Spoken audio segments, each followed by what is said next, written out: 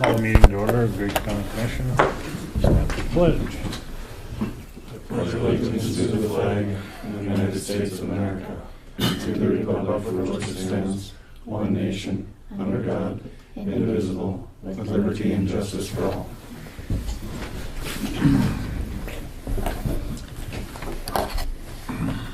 Okay, roll call. John. Here. Dale. Here. Mark. Here. Sean. Here. Troy's here.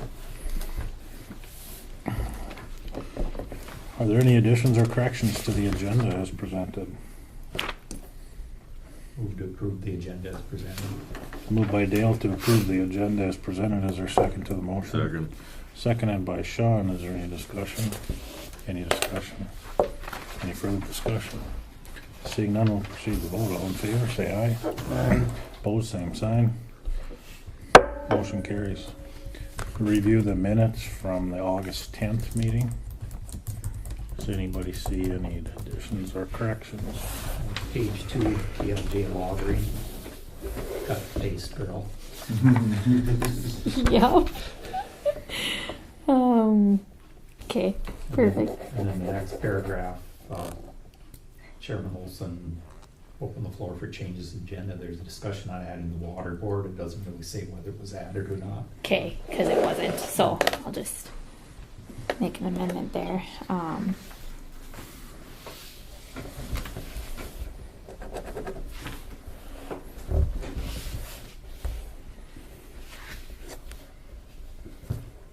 Okay, I just added, the issue was not added, Yeah. so, Item. the item, Yeah. okay. Okay, Page 3, for discussing the medical center. yep, There's a discussion on information provided of the new facility and additional information. I just remove the and additional information okay, because it goes on to say that if the commission would like to see further information when it comes. Maybe it should say proposed new facility too. Makes it sound like there's already one. okay, proposed, yep, you're right. And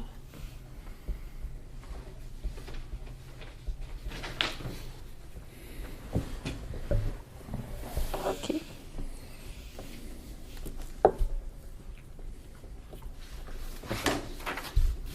Probably on the bottom of page 3. We're not listing the old courthouse with Arstead. social services, Yeah. okay, yeah. And probably the sentence before that, there was a discussion on the information that was provided by Ms. Arstead. I don't. Arstead Realty, I put it. Yeah, but no, I think we should remove that whole sentence. Oh. Chairman Olson opened the floor to discuss the old social services building. Motion by Uranus to continue listing the old courthouse with, Okay, Okay. actually the social services building with Arstead Realty. So I think that should be.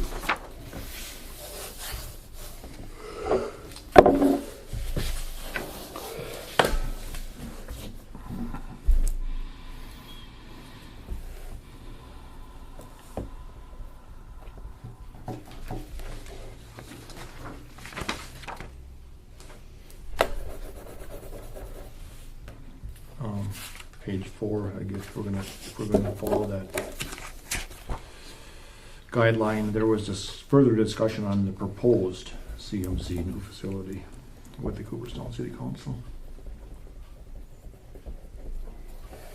okay.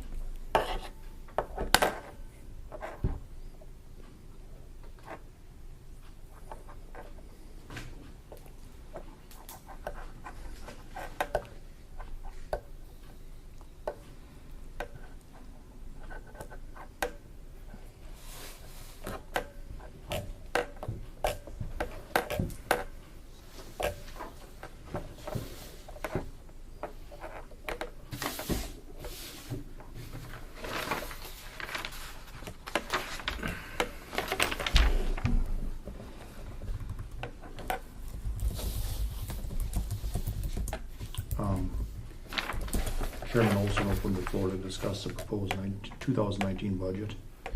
There was discussion on the changes that former Commissioner Dahl suggested. The changes were suggested by the 5 commissioners present.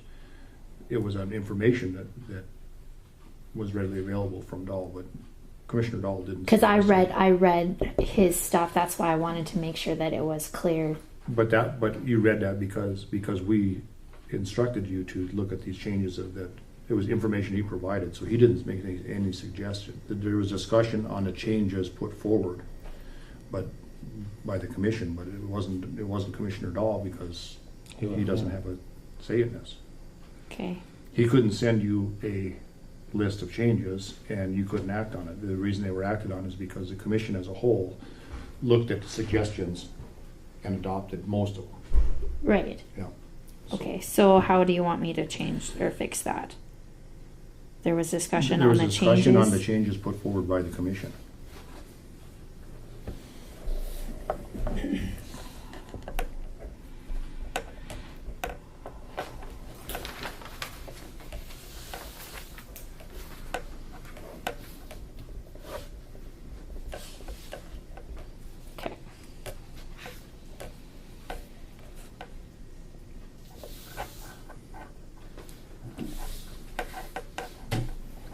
Any other additions or corrections?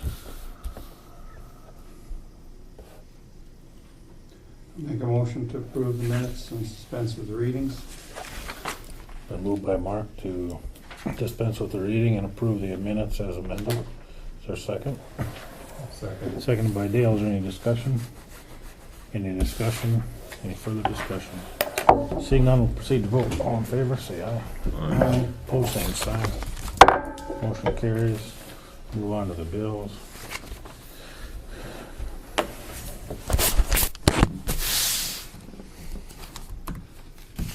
The general DES communications, it's over for $5,324. Is that because we haven't been reimbursed? It says Motorola is the vendor though. Yeah.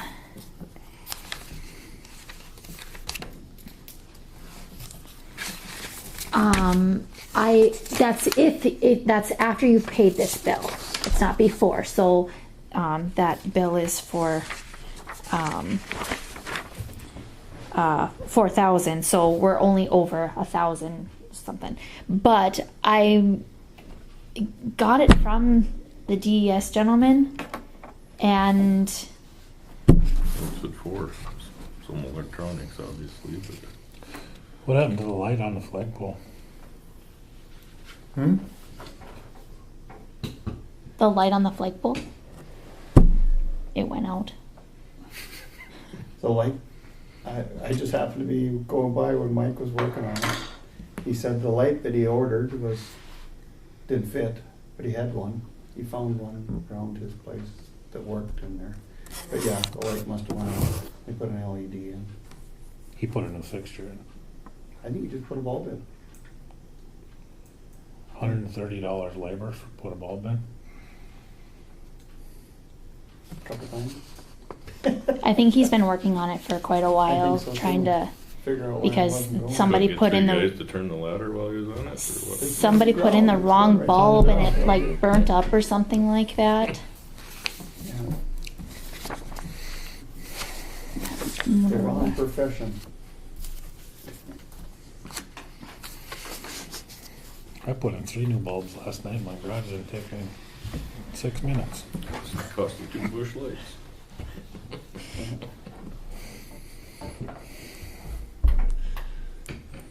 So this is from Motorola.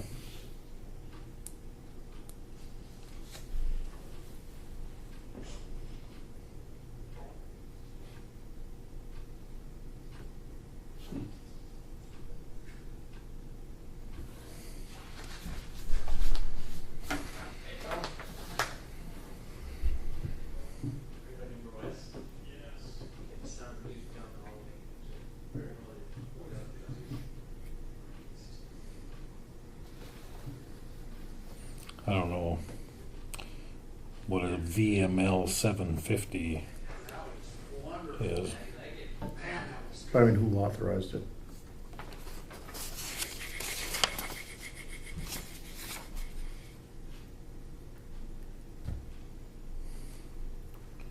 Nancy Payton, Cooperstown Ambulance.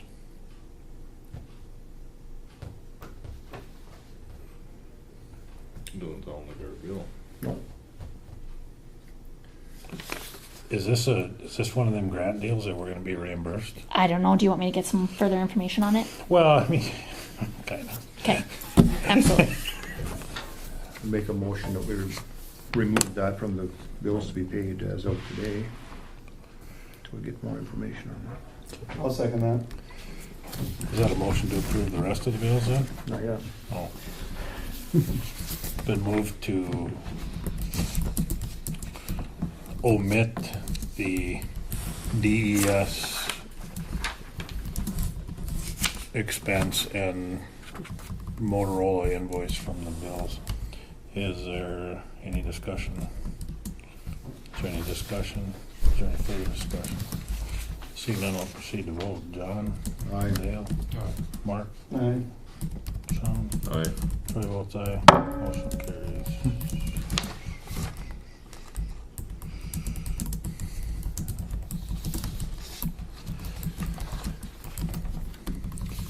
Is this Pitney Bowes? No, this is a different machine than what we had before. Postage machine? Nope, that's the same machine we have. Oh, I thought that lease was expiring or something. Connie deals with that. I can have her come and talk to you if you'd Well, I like. thought I kind of remember she was going to get a smaller meter, Okay. Yep. right? Must not be up though, the contract. I don't remember. Because I think she was going to look into it after that expired. Oh. What's, bottom of page 5, what's the general travel for $495? Bottom of page 5. Kelly was one of 10 people in this state to get the opportunity to get some training, and so that is what that is. It's like a 11-week or something like that training that she's getting. The state's going to pay $1,000 of it, and You mean there's more to come? This is 400. nope, that's it. That's all it is. Oh, that's after the $1,000? Mm-hmm. Correct. Where's that from? Professional development. Oh. Okay. That purchase power thing, that's postage.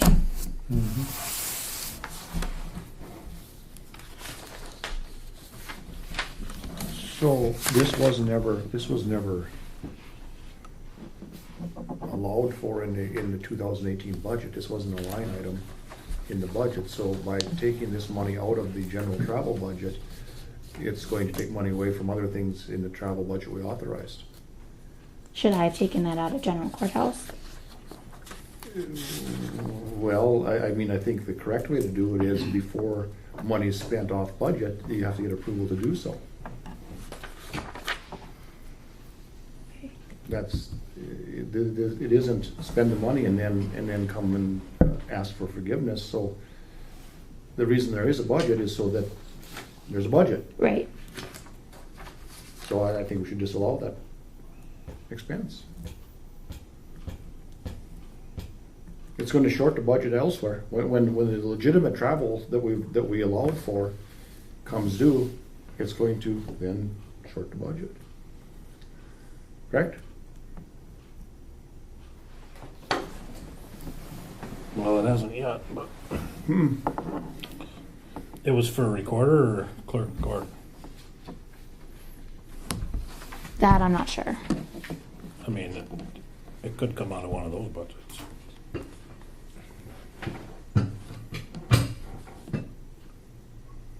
You guys just didn't budget anything for travel in those budgets. You moved that to the general fund Yeah, but last we year. didn't know. Yep. I mean, was this all travel? Well, it's training. So it's $1,495 total. And so was the clerk of court or recorder? We don't know. Because of course that makes a difference. The state would be responsible for the clerk of court, not the county. Yeah, all I know is that she got chosen 1 out of 10 to participate in this training, this schooling, and so the state's gonna pay $1,000 of it, and this would be the county's responsibility.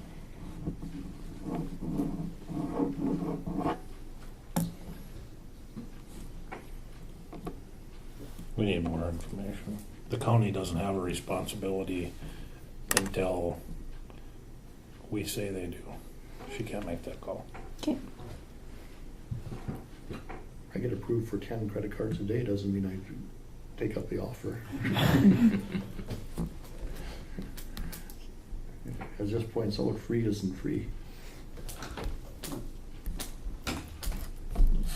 Not saying it isn't legitimate, but we certainly should have known about it, and we certainly should have received more information. Okay. Prior to the event happening.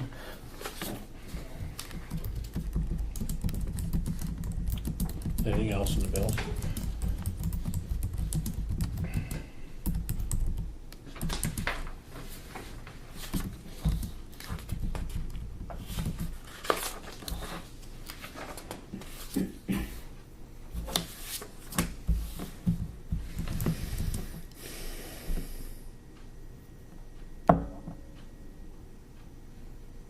Would you like her to come in now or just get more information for next meeting?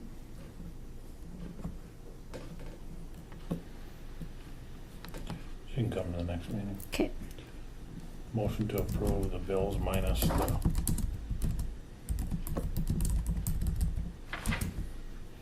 professional development expense. So Moved by Sean to approve the remainder of the bills minus the professional development expense. Is there a second to the motion? Second.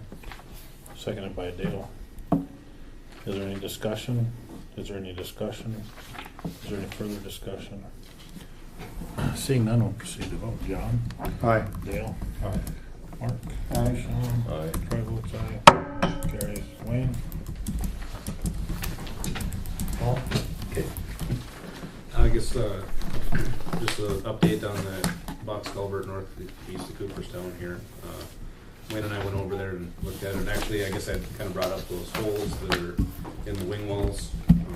After the last meeting I thought that they were just faking guys or something like that. Got back to the office, and those are actually supposed to be outlets for a 4-inch drain tile that the contractor was supposed to install with it and have a 6-inch outlet coming out. And they were supposed to also put in foundation fill, which is basically, a drainable aggregate for up to a foot behind the anchors that keep the wing walls from tipping in. Since they're not attached to the barrel, other than with these big metal plates. So they didn't put that backfill in. They put, and also on the bottom of that, for their shop drawings, they're supposed to grout in between the anchors and the footing to keep them from tipping in. They did that. They actually put more concrete in there than what plans called for, what their shop drawings called for. So that helps reinforce that a little bit further. So then I got a hold of Riley Brothers, and I guess we found, I called their inspector that was on the site, and they had actually backfilled that with borrow material or embankment from the site rather than with the drainable aggregate. And they didn't put that pipe in, so now there's borrow behind the wing walls filling up those anchors. They got a little more concrete in the bottom than what was in their shop drawings, but it isn't quite what their shop drawings say it was supposed to be. So I guess I had our structural guys look at it, and they don't really have any concerns with it performing, as long as the supplier gives issues or via shop drawings. I don't know if they're gonna do that, or if it'll meet the requirements, if they'll have to dig it out, clean it out, and put the gravel in along there with the drain tile in as per plan. So we're still working on that. Isn't the gravel and the drain tile so it has a foundation? It's just to support the foundation for the wing wall, correct? Well, the foundation for the wing wall is below that. There is foundation fill there. There's grout above that between the footing, the bottom of the wing wall, and the anchors. So that's all done. They actually put that in thicker than what was the plan called for with concrete. So that's actually stronger than what they designed. But from there up, yeah, it was supposed to be drainable aggregate that would outlet out through those holes. Right, and so without letting that water out, you put the foundation in jeopardy. That's the purpose of the aggregate and the purpose of the drain.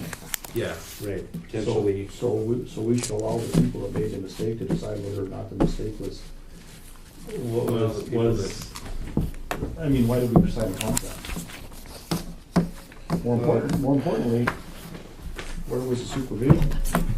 Well, we told them that that was supposed to be foundation fill, and basically he said, the foreman told them that they were gonna overrun their quantity, and that they didn't budget for that, and that they weren't gonna do it. So, our remedy to that is either they come back and dig it out, which has happened before on previous projects. And put the drain tile in there? Right. Yep. You know, put the right fill in there. Or if, yeah, our structural guys looked at it and they don't really have any concerns with it. If it's, you know, compacted borrow in there, it's probably not gonna be an issue. Those wing anchors are huge compared to a lot of the ones I've seen before. I think it's, you know, it was maybe even over-designed a little bit by Hancock. But, you know, if they come back and say that it's okay, you know, I guess our guys probably wouldn't have a concern with it. You're talking about the culvert company? Yeah. Yeah, but you'd need to dewater those wing walls, right? Not really. I guess the only issue that it could bring up is if basically what it's there for is to get the water out so it doesn't put any pressure on the back of the walls so they don't tip in. Yep. But they've also got these huge anchors on the back. They put extra concrete in the bottom. There's, you know, kind of a balance there where, is it still needed? I don't know. They'll have to rerun their calcs. You can't anchor against the freeze thaw cycle. If you don't get that water out there, and that's saturated when it thaws, you can have an anchor as big as Cooperstone, it's not gonna stop it.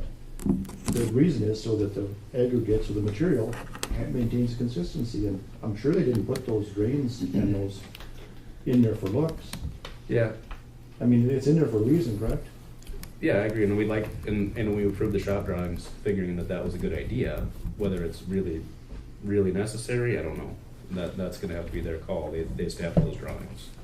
Well, no. If we give the contractor the engineered drawings and he doesn't go buy them, These aren't our engineered drawings. No. These are their design. okay, And even precast go, boxes doesn't are go that by way. the design, Mm-hmm. why do we bother with it then? Why do we, Well, I mean, that's the contractor's job, is follow the recipe or whatever, right. correct? Well, between them and their supplier, I mean, Yeah. these guys are a sub to the prime. But these shop drawings were offered as part of the bid. Yeah, After these come in after these were approved, you know, much later. They're subject to revision. They go through an approval process. They send them to our structural guys look at it and say whether it's good or not, and whether it's good enough or not. And this was good enough. This was definitely probably more than they needed. So let's back up a little farther. Before they started construction, were these approved? Yes. Okay. So then why now And we after told them- construction? And if, let's take it the other way.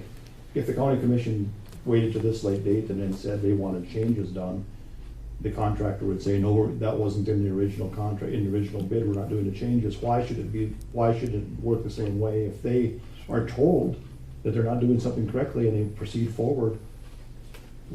That's the citizens of Griggs County take the hit for that? I don't think so.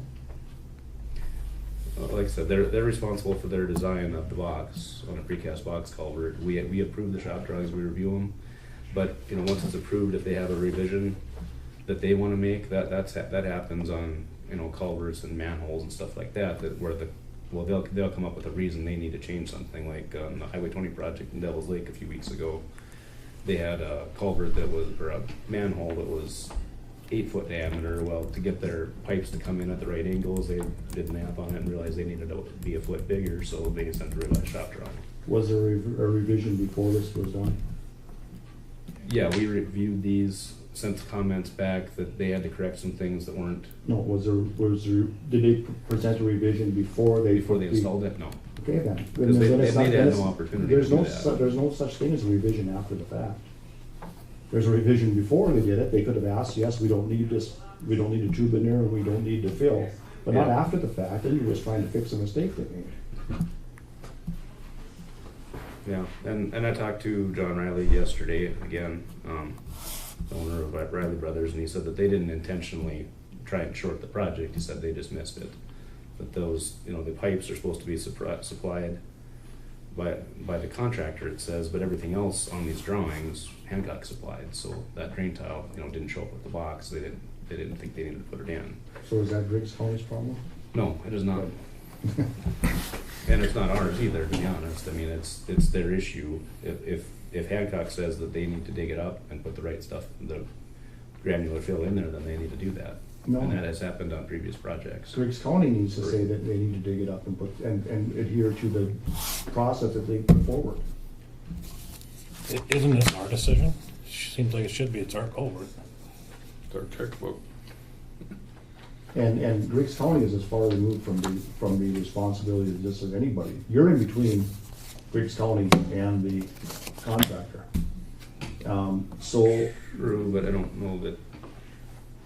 So you need to decide, I guess, who's your client. Because Well, and we you get guys to are, make the obviously, decision. but- We get to make the decision who our contractor is. And the reason we get to make that decision is so that we are sure that someone is sticking up for Griggs County. Right. So if this was your house or Dale's, and we asked for something to be done correctly and it wasn't done correctly, I know what we would do. We would say, dig it up and fix it. Right, and that might be what ends up happening. It's still up in the air. They're still working that out between them. And there was. I don't think it's their decision. You're missing the point here. Well, say we looked at these shop drawings, say if they sent us a different set of shop drawings 2 months ago or 3 months ago, and it didn't have these in there, we would do the same review on it that we do with now. I mean, that we do. If it meets the requirements, if it's strong enough, it's strong enough now as it was then. I mean, our guys will have to review their shop drawings again, and if we don't feel it's strong enough, we won't approve them. That's not the way a contract works. Not any contracts I've ever been involved with. If I put forward, if I bid something, I have to go by the contract, the same as the people that I'm working for have to go by the contract. That's the purpose of it. Right. Well, I don't get to say, well, yeah, I forgot it, but it didn't matter anyway. Well, these weren't part of the contract until, they submitted them. It's between them and their box culvert engineer. It's not our call really, other than we get to review the overall on behalf of Griggs County, but. But Griggs County's taking all the risk. Okay, Well, maybe we're arguing this wrong. Who gets the final say on whether or not we pay for this project? Well, we haven't paid for those wings yet because of that Who reason. gets the final say on whether or not we get to pay for this project? Well, I guess you guys have the checkbook. Very good. Then don't you suppose that you should adhere to our wishes?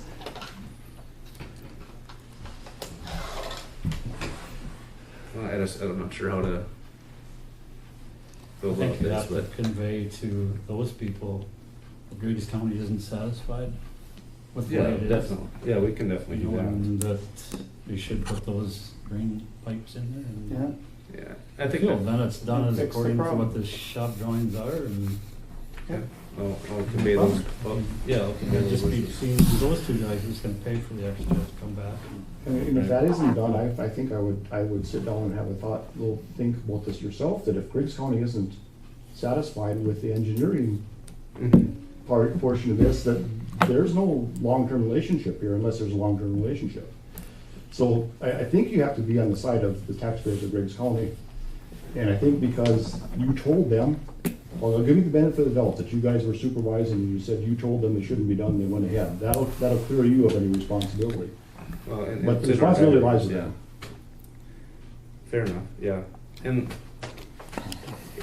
basically, it just, they're required by their contract to provide engineered drawings of that structure. Whether they, make revisions to those or not, they're still subject to our approval, but if they met it, And if they I don't know would that have they come, will. if they would have come if they would have come and said, we're gonna do this differently, and you would have brought it to us, we would have said, yeah. After the fact doesn't work. And this is just a point where they decided they weren't gonna put them in because they didn't see them laying there, so they didn't think about it. They didn't well, look that at it, I and the suppose. material is, Yeah, and the material is probably more of an issue than the pipe itself, but. Because they could make that drain out the ends. If they had the gravel in there, it would have been, and say if they put the gravel in there and they forgot to put the pipe in there, that probably wouldn't have been as big a thing. So the issue is with the prime contractor and the subcontractor. Right. Because the prime contractor is the one that's gonna get left holding the bag. Well, Right, I mean, what I'm hoping happens is that these guys say, no, we're not gonna restamp our drawing, saying that that's okay.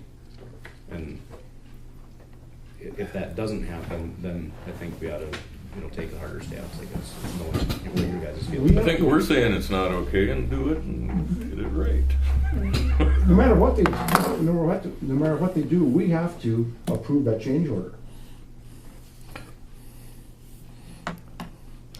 It's, The culvert company's not at risk here. well, I guess it's their drawings that are saying whether or not this thing is up to Their snuff. drawings say what they say. Right. So the guy that built it didn't do what they told him to do. Mm-hmm. And some So of if they, if those guys, if Hancock changes their drawings, Mm-hmm. it doesn't change their position. They're still not at risk. The county's at risk. If this thing fails, who's gonna fix it? Well, the contractor has, they've got a bond for performance. We've been through that It'll be 12 years down the road when it fails.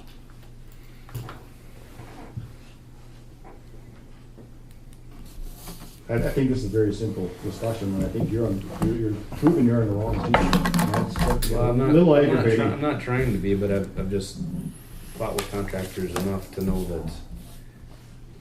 Well, I if get it. you You're could- following contractors, but never calling commissions. You probably dealt with the wrong county commissions. I'd take a step back if I was you. So I'm just, Yeah. I think you just gotta go to that contractor and tell them that it's not Fix to it. They didn't follow satisfaction. the- They gotta fix it. They didn't follow the drawings that were provided by their Yeah, culvert manufacturer yeah. and hope that nobody cared. The holes were put in it for a reason. right, yeah. Well, and that's what brought it up. I was, Well. that what are those for? And got home and looked at the shop drawings and, Yeah, they're gonna have to fix it, that's all there is to it. There's no- Okay, Thank you. Wayne, anything else? Don't get to win construction projects. well, and that's why we told them that needed to be Yeah. done right. So it's just- Is Julie coming to the meeting? Yep. Okay. Yep. Who? Julie Ferry. Oh, sure, yeah.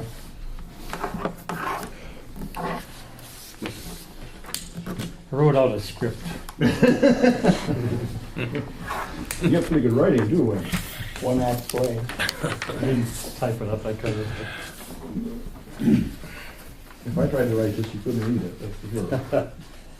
Anyway, I've been asked, what are my plans after September 10th, when we reduce the grader fleet by 1 to 3. I have maps here that divide the 17 townships miles as even as possible. I've also, you don't have the maps yet, because I didn't make enough copies of that. So there'd be 3 areas, and here's a handout. I can give you this. This just lists the. Hand them out. So we didn't use those 2 additional comments. We didn't lose those 2 additional townships. We still have 17 townships. It doesn't sound like you're going to, because they got as much work as they want. Yeah. Matt had talked to the operator down there, and he said they had as many townships as they thought they could handle. Who's that? Blade operator. The new guy that's doing Chappies. Oh. Nick Stahl. He's using Willow's blade. Yeah. Yeah. And doing 3 townships. 3 or 4. Well, like, Was there 2 in steel or just 1? he might pick up Carpenter if Okay. they were. But That's What's the bid. Chappie doing?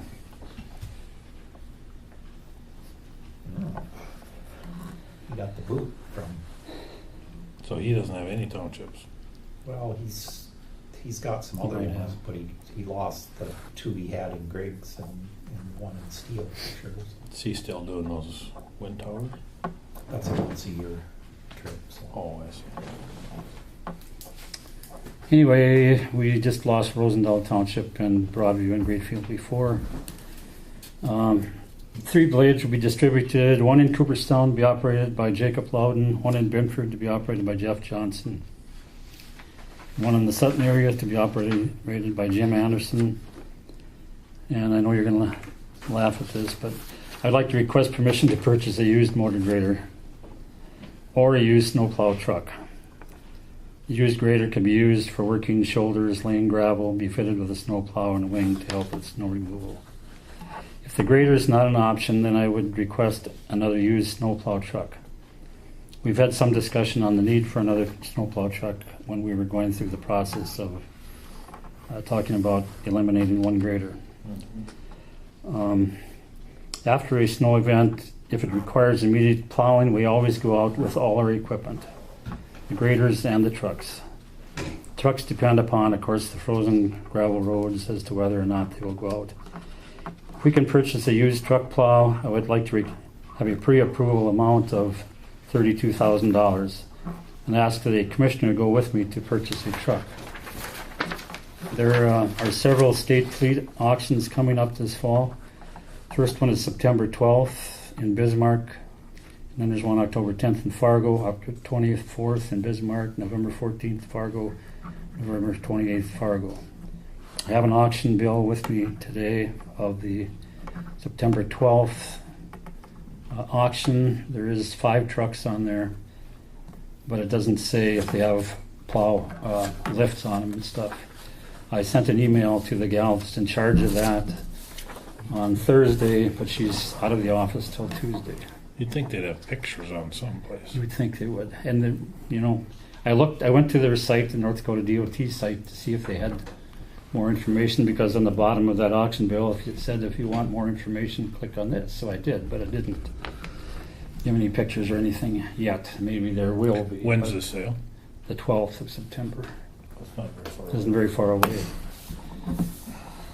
So what am I going to do with the extra man? I would like to have Matt Munson continue to work out of the Cooperstown shop. If we purchased a grader or a plow truck, he would operate one of those. He'd also be able to fill in on any one of the 3 blades that have their regular areas. If someone's sick or on vacation, he could take over. He has a Class A CDL license and could haul gravel if someone is not at work. Matt is a certified pesticide applicator also, and I would be able to spray earlier in the year when the conditions are the best. Matt can operate the backhoe and clean away from culverts ends, which is a continuing problem. The water board has requested this. With the backhoe, we could take out a lot of trees in the ditches that we haven't had time to take out before they get too big. Matt could take care of putting up signs, maintaining the sign program. There's cracks to seal, sand to haul for the ice control. He could assist in this. Operate the payload or loading trucks. All of the Griggs County Road Department crew is a valuable asset with years of training and experience. And there are many things that the public doesn't see when the employees are out making sure the roads are safe for the traveling public on weekends if there's a rain event or whatever. So it's kind of what I've got planned. September 10th is when they may start moving the machines out. Where was the money gonna come from for the truck, and how much money would it be? He requested 32,000. I requested 32,000. I don't know. That's up to 32,000. Here's this new sale bill, and then I went back, and on May 23rd they had an auction, and it lists in here the price of some of the trucks. 2002 International with underbody, $15,000 that sold for. 2002 International 2554 tandem axle dump with underbody, $13,500. So there's a chance that you could get a pretty good deal. Depends upon, maybe the closer to winter, the higher prices they're going to be. Mm-hmm. And it's a public auction, or just for? It's a public auction. They used to have open just to the government agencies first, but here's a map of the county roads that, and who will have what. The blue is Jake Loudon. The green is Jim Anderson, and the yellow is Jeff out of Benford. Looks like the mileage came out fairly evenly. Yeah. So Benford has 71 miles of gravel, county roads, and Jake 64, I believe, yeah, and Jim 63, but they have a little more township road. You know, with Matt being a rover, wouldn't you rather have Matt in a blade all the time? I mean, Well, it makes it a little inconvenient if he's living in Cooperstown and there's a but I mean, snowstorm. Well, it doesn't really matter, you're gonna have a rover one way or the other if you swap them. well, I just thought you'd want your three best maintainer operators Well, probably in there. I tell you, Maintainers all the time. I think all you guys should get in the vehicle and go out and drive the roads and see what people are complaining about. I don't see anything really to complain about on his roads. Go on the Jesse Road there, north of Jesse, looks fine. This spring, yeah, there was some bad spots, soft spots, you know, going north out of Benford. But there was soft spots all I don't over. live up there, Wayne, but the people that have talked to me, they've got workmanship concerns, so maybe that'll get fixed with this training, but Yeah. that- And with I mean, Matt they're- being available, he'd they're be able not- to go up there and help train some Right. more, if that's Sure. what it requires. you know, I trust that these people know what they're talking about. Well, I don't Well, know. you know, People don't know, say the blade is sitting there, they don't know if he's on vacation or sick leave or Well, that's not whatever. what the issue was, Wayne. know. It was the condition of the roads when he got done. Well, I guess I'll talk about it. I drive those roads all the time. I'm out there 3 or 4 days a week. The roads out by our place, they've gotten narrower. For instance, there's a mile road that's on the north side of our home section. It's this much narrower on each side of the road than it should be. It's full of pigeon grass, so you know that isn't an established grass, and Is that a county road? it's a township road. Right. That So is the a township needs to decide and they do, and when they're the gonna blade work on comes. that one. But it's If Yeah, you I don't, mean, if that you don't have, township- if your township doesn't have the county out there blading every 28 days, that's what's gonna happen to the That roads. township hasn't called for So- how long? That's not well, but that I mean, county's fault. it's just it's gotten narrower and narrower, and Yeah, and there's a That's fence, what happens. you just talked about, there's a fence that's right on the shoulder of the road. Up by Roger Langer's, so you can't really fence is go out taken. there. Yeah, and that's part of the reason that road has been gotten so narrow is because of that fence. But there's But I mean, we've waited for, we can't go out there without a call. You know, and Garfield hasn't called him, I mean, yeah. what do you do? So, okay, so you wait for 28 days even, gets to be too long sometimes, so you come out there and the weeds are growing in. but it's not just the weeds though. It's the washboards aren't cut over those roads, and they don't get Well, cut. go over drive the roads. around the county and look at the other ones. There's washboards and all. I know, but they don't get cut out from the start. That's why the blade is out there, Wayne. If they don't get cut out when you're blading, and how are they going to get out of them? Just filling in with blow sand. Let's talk about right of ways and roads too. Will Matt There's be able too much to- right of way that's farmed nowadays. That Will shouldn't. Matt be able then to ride with Jeff and help him out with some? He'll be able to. He can't. There's really not room enough for two people in the blade, but he'll be able to drive along behind on a pickup, or whatever. with a radio. Yes. Yeah. So, I mean, I drove up in Jim's area. There's a township road up there I drove on yesterday. It's in Helena. Well, there's that creepy weed that comes in on both sides. I don't know what they call it. But that's coming in traffic too. weed. Yeah, it's because it's a minimum maintenance road, which isn't bladed very often, you know, but. So then some I mean, there are some tougher areas that probably take expertise of a blade man. I mean, so Matt could, like in the spring, straighten those out, and is that what we're trying to use them Yeah. for? Yep. Have a problem, you know, if people have problems, or if he has a tough area that, you know, we probably should have hauled up there going northwest out of town, which was, we couldn't haul up there because the low limits were still on. There's a real soft spot up there. So tried to heal it But up. those soft spots lasted Oh, for. yeah, we just filled one the other day. That one on the Macro Road just got firm, Yeah. probably 2 Yeah. weeks ago. It's a rare year. Yeah, there are two on the back roads going out of Binford there, and Yeah. where the drainage comes out of the hills. I mean, they just got hard. Yeah, there's springs in that area, you know, So west of it. I mean, you ain't gonna fix the that. 32,000, Wayne, where was that Was that Well, I gonna come out of I this was year's thinking we budget? could probably take that out of the building fund. Because we budgeted 100,000 on the building fund. We've spent about $2,500 or $2,600 on the windows because they weren't, the bill didn't come in until after the first of the year, so we couldn't pay it out of last year's building fund. So to do the metal and the wood and the insulation, I think was 39,000. Yeah. So there should be still around 50,000 left in that fund. 45 to 50,000. That won't get spent. So that's what I was thinking. You know, 32,000 probably won't be that much. So you're gonna have to buzz out to Bismarck and look at those outfits? Yeah. You can go out there. It says on the bill a couple days ahead of time or the But there'll day. probably be one coming up in Fargo too this Do you fall. go out There to is one Bismarck? in Fargo. Do you go out to Bismarck very Not often? very often, no. If I get the notice when they have them too, but it seems like they have them in Fargo pretty Fargo regular sales have too. traditionally been cheaper than the Yeah. Bismarck sales. Do they take oil samples and all that sort of thing out of them before? As is. Has it, yeah. We went, They usually hit me and one of the a other, certain hour or certain mileage and they Yeah, they just, dump just roll them out. me and one of the other commissioners went out to Bismarck, but it's when the oil fields were just really getting, that's when we bought that 2002 in Minneapolis. But the farmers and everybody were bidding them up, and, you know, I had a limit of what I could spend, and so I quit. I said, no, I can't. So you've got So, a few sales coming up before snow season that we could, yeah, what was it? Isn't there a FEMA account or something too we talked about No.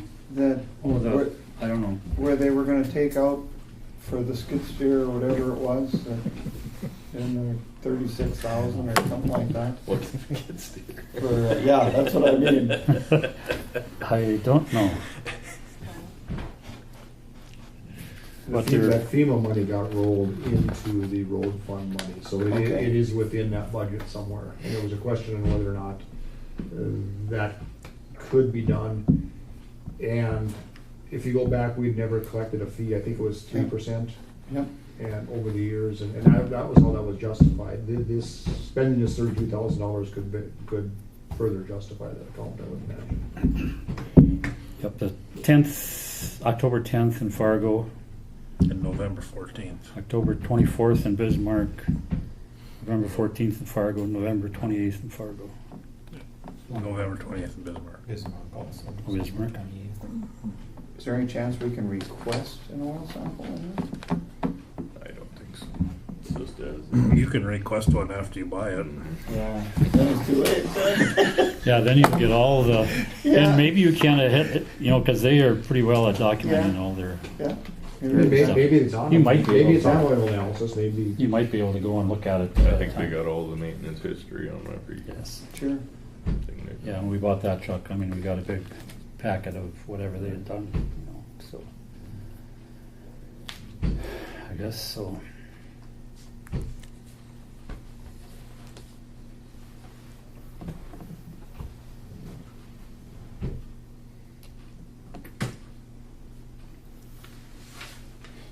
Well, I mean, the budget's in place, whether it be the employees or this until the first of the year, so. Seems to me we should just go forward with the plan and see if it works out. If it doesn't, we can deal with it at a later time. We have options if we need to do something. I mean, As long as you still have the employees, you still have. I was expecting something different. I was expecting that, as Mark said, that the blade operators would be different, but maybe this sounds reasonable. I mean, there's, One thing, Matt can kind of do anything, so he's gonna be a nice guy to have as a rover. He's gonna have somebody that's a rover. Okay. But, Trucks, you can expand that. yeah. So then vacation time, then the Matt will jump in their blade and do what needs to be done. Just one, yeah, yep. Or someone's sick, or someone's gotta go to a doctor appointment, or whatever it Thank is, you. know. if it's able to go, we'll be able to keep it going. That's our understanding, I believe. So where that probably wasn't possible if Jeff Yeah, I was can gonna see be the the previous robot. ones, but Probably not. He doesn't have class. 2000, that's June of this year, 18, yeah, great. So really Jeff's kind of limited to doing what he's doing because of no class one and that kind of thing. He doesn't have class one. He could probably get one, Right. because highway people don't need the physical like a commercial. Oh, Like if you work for CHS or Central Plains, Right. they have to have the right. medical card. And he did get a medical card of some type when he worked for Titan because he was hauling certain equipment with a size pickup and trailer. Right. We should probably encourage him to try to do that. It makes them more of an asset to the, Yeah. to the community. Well, I mean, I think what's needed is Troy is correct. I mean, I agree with the people that, so I think we need to show some improvement if we can. And then we do that, this might work.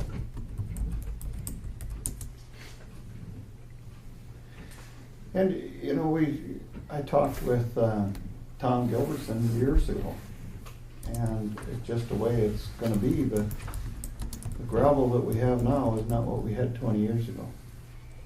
I could see it, you laid some gravel by Lake 5, that's as good as we got, but it's got that gray shaly look to it instead of that nice yellow it used to be.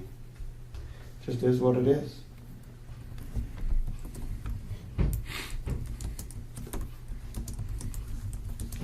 Unless you get it from Mueller's. That's nice gravel. Just cost more. Okay, anything else, man? So, Well, does he need an emotion for the truck Oh. and the plan? or Do you wanna do that, you wanna do that right away? Somebody needs to make a motion, yeah. Well, I mean, if it's September, I mean, he needs to know now so he can start doing the research. yeah. Yeah, I'd move we approve the $32,000 for wind. Research getting a snowplow. Or maintainer, you said one or the other? And we get a rough one. I don't know if you'll get much of one for 32,000 on a maintainer. You might. What's worth having for 32,000? Have you seen that one Chapman bought from RDO? I haven't seen it. It's like a 2005. West Fargo had it. Had 5,000 hours on it. I think he said he paid 41,000. I mean, I can still look. I mean, if you. I mean, I'm not telling you what to do. I No, don't. but I mean. But it's an older one, you know. I don't. These guys have. Can be a big maintenance expense on maintaining compared to a truck. Right. No, there's no question. No, I agree. But you can't maintain a road with a truck either. This is true. Maybe we get by with 3 just fine. And if I think if we got 4 drivers, probably better. probably, So, I would like to do that first. But if you guys want to approve the truck, then you need to do something. Well, the truck is for the snow, he's talking to snow removal. I know. Yeah, to open in the winter time. Okay, saying, I'm not too worried about, my roads are gonna be open. I live in town. Rest of you folks in your districts, you're gonna have some issues. My road's going to be open too. Yeah. I live a mile from the highway. Already have a private contractor, I'm covered. Yeah. You have a motion, right? Yeah. You made the motion to do Motion what? for, look at a to truck. approve a Truck? 30, yep. Is there a second to the motion? Motion for a truck, I'd second that. Seconded by Dale. Is there any discussion? Any discussion? Any further discussion? Seeing none, we'll proceed to vote. John? Aye. Dale? Mark? Aye. Sean? Aye. Troy votes aye. Motion carries. Thank you. So for now, we're in favor of the Truck? truck and the plan moving forward with the employees. Yeah, do it well. See how it goes. No, Give her a whirl. not gonna know until you try it. Okay. I agree. Okay, thank you. Anything else, Wayne? Thank you. I think so. Just, we'll talk to John. And Jake's machine now is losing water somewhere. Is that our problem or theirs? Well, still under warranty, and RDO wanted to know if there was any problems. That's why they want them in by around the 10th, because the warranty runs out on the 23rd. You don't know where it's going? So it's burning. It's not leaking, so it's gotta be burning. It's not in the crankcase. No. Then it's gotta be going out the exhaust. That happened in That happened the on Binford machine. one Binford, A sleeve the cracked. water jacket. And, Oh, really? Yeah, cooling. sleeve cracked. I didn't think they had trouble with that anymore since the new antifreezes. yeah, we got the new Should be able to antifreeze. smell it if it's burning it. Yeah. You know, and the one in Binford also had water pumps that Yeah. went out, and they put a new water pump in, and it went back to Binford, and it was leaking again, and then they come back and they put another one in, and so they put in a couple rebuilt ones, and they ended up putting a new one in, because they come out from the factory or whatever. Do not use these rebuilt water pumps, there was something put together wrong or something. And of course, the machine got warm at that time, but. Right. And of course, the other day, Jake was trying his cutting edges and was gonna run it, drive it out to put the motor back, and boom, battery blew up. Oh, Blew a chunk out of the side of the battery, so we had to put $340 worth of batteries in. what in the world? Is it that has to be a voltage regulator problem, doesn't it? I've never I don't know, heard of the that. mechanic that you talked to once said that it gets so hot in there that it evaporates the water out of the batteries. Oh, really? And they're so enclosed, there's a big shield that goes over the top. And you gotta slide them out in order to see in there, because there's no, so I guess longer, and it's been 90-some degrees there days, you know. Oh, they're not sealed batteries that you can actually put water They're in? not sealed, they got Oh, covers on yeah. them. Wow, bet you that put a little excitement into place when that blew. Well, then you got acid all over the place. Yeah, Yeah, it did, inside, you know, inside the compartment there. yeah. Oofta. So, other than that, I think Jim's had a little problem, I think, I can't remember what that was, but So they're gonna get, anyway. other than Jim's, they're only gonna have $4,000 on it. They're kind of slow summer. I think Matt, or Jake said he'd have just about 5,000 hours when he gets done. Do you think, Wayne, that these new maintainers would be any advantage to having another screen in them so that you would see what is sent to the computer? You know, where they're at and that sort of thing on I think the, you can, I mean, the one that's the monitor that's in the machine is not a map on it or anything. Yeah. It just monitors whatever you're doing. The and you can mark spots and that There's sort a- of thing. code comes up or something, it comes on the machine, you know. I don't know if you can put a GPS in there, but they're still not gonna send signals that says you're at one township line or another one. Well, what they were telling us is I that know, it would. I didn't believe what they said, but, and that's what we'll find out, 'cause I'm gonna have to go down there one of these days and just to see. Yeah, what was the county he said again that, who to get a hold of? Because he said that there's one county that was doing that. They laid it over the top, the map over the top of the, I don't know if you can. For billing. yeah, for billing and all that he was doing. So, Put RTK in them? yeah. Suppose you can. In the airplane, it's real time, and then we just have an iPad mounted alongside it, linked to the sites, and so it is real time in the airplane too. Yeah. I don't know what this system is, if it's the same thing, but it's possible to do that, because it is recording position, so it's possible to do that. Whether you overlay it over Google Maps or the geological survey maps. And all these new maintainers will be interfaced right with John Deere. So if a code comes up, they'll already have it. And these were that way too. the ones These that were that way till the warranty, or till the Subscription. subscription ran out. Yeah. Now they're offering that for free. They did before too. Yeah, for For a period of time. members. Year and a half. Yeah, the first year or so, isn't I think so it was before too. it? Yeah. Are you gonna run carbide edges on these new machines? So you That's don't what I have was to thinking. tune them up every day. I talked to Steele County, and Reed says that he's had 1,700 hours on his one set of cutting edges Wow. with carbides in, and the other one's got 1,500 hours on. And they left them on in the wintertime and summer.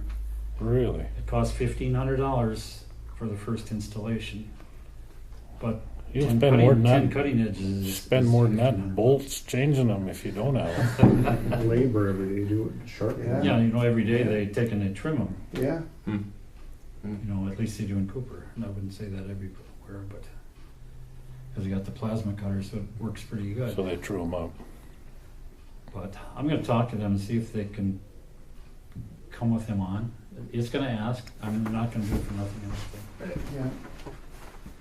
But if they last for a year, That'd be awesome. that's quite a Just savings. the labor. He said the one's been in rocks, so there's chunks broke out of it. He said, but it's still blades, you know, really good. So you just have to be careful the way you tilt your machine, otherwise you wear the back of the blade out. So then the insert will come out. You know, good. Oh, So I mean, if you guys would be in favor of that, Well, you would think of it being extra hour a day that it could be on the road rather than in the shop. right? When you're running less machines, that's valuable time, so. Or do you wanna try one to see, or do you wanna do all three? It's up to you, I guess. I'd do all three of them. Well, You're it's either all- gonna do them or you're not gonna do them. If you've talked to somebody that's actually experienced it. They're 4-foot sections, you know, so they move them around once in a while. They'll move the two inner ones to the outside, and the outside Right. ones in. You know, but it isn't every But you drive day. by the Nelson County shop and they got pallets of that cutting edge sitting there. They must change the cutting edge a lot. And if you're trimming them every day, you're changing them a lot too. Cause you're Or they getting cut off the outside piece that doesn't get worn. you know, right, but and I mean, not the middle. you're using them up. Yeah. Yeah. Well, if you don't do all of them, you're either gonna have somebody happy and somebody unhappy, because if they work, they're gonna be I was happy. gonna put others them on, unhappy. you know, in an experiment to see how it worked, but best just to do all three of them. I'd do all three of them. As long as you talk to somebody that already knows about And it. you're done. As long as you don't have 500 of the other ones standing in a pile, We've whatever. only got about 6 of them, or 8 left. That'd be a good time to do it. Perfect. Yeah. And Okay. he said, well, in the wintertime, they don't work as good because they're thicker. You know, so as far as cutting ice off and stuff, but the one thing about in the wintertime, if you're going down the pavement, then you're not wearing them out as fast. Or if you have too much pressure with the regular cutting edge, you can wear them out pretty quick, so. Sounds good. Okay. All right. Any other questions? Nope. Thank you. You're running into Julie's time Oh, now. sorry, You're 5 Julie. minutes late. I think all the time you eat, Wade. You might have to get a food shot instead. Yeah. As long as I don't have to bend over. You know you don't have to bend over. You're a big person. Yeah. Okay. Thanks, Wayne. Thank you, guys. I need to go get my shingles booster too. Forgot. You can walk across the street, you know. Coachman offers that? Back Depends on room. which town you're in. I got my first one. I just need the second one. That's fine. Did you get copies of the budget that I sent you? No, I didn't. Okay. Well, We haven't seen anything. Make a motion to take a 10-minute break. Been moved by John, then we take a 10-minute recess. Is there a second to the motion? Second. Collect our information. All in favor, say aye. Aye. Opposed, same sign. Motion carries. Give the meeting back to order. Okay. So officially what this is what we consider the public hearing for the Board of Health, the budget submitted by the Board of Health to the individual counties. And Jamie and I were talking a little bit earlier, we were talking about up in Nelson County, how the changes that occurred with the budget requests, how that timeline might affect us and how it might work.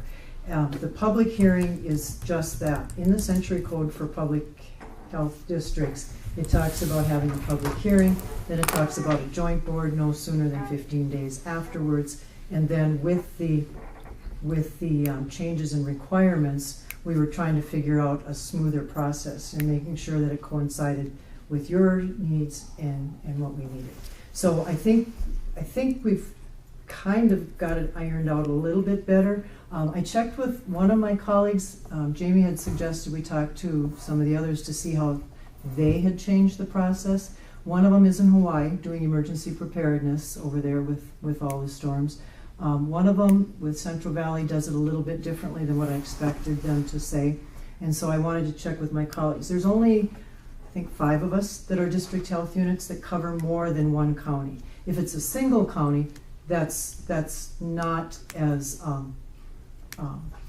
requirement for the joint board, that type of thing. So what this is the public hearing to record any comments, and then the joint board I would schedule no sooner than 15 days after this one. Okay?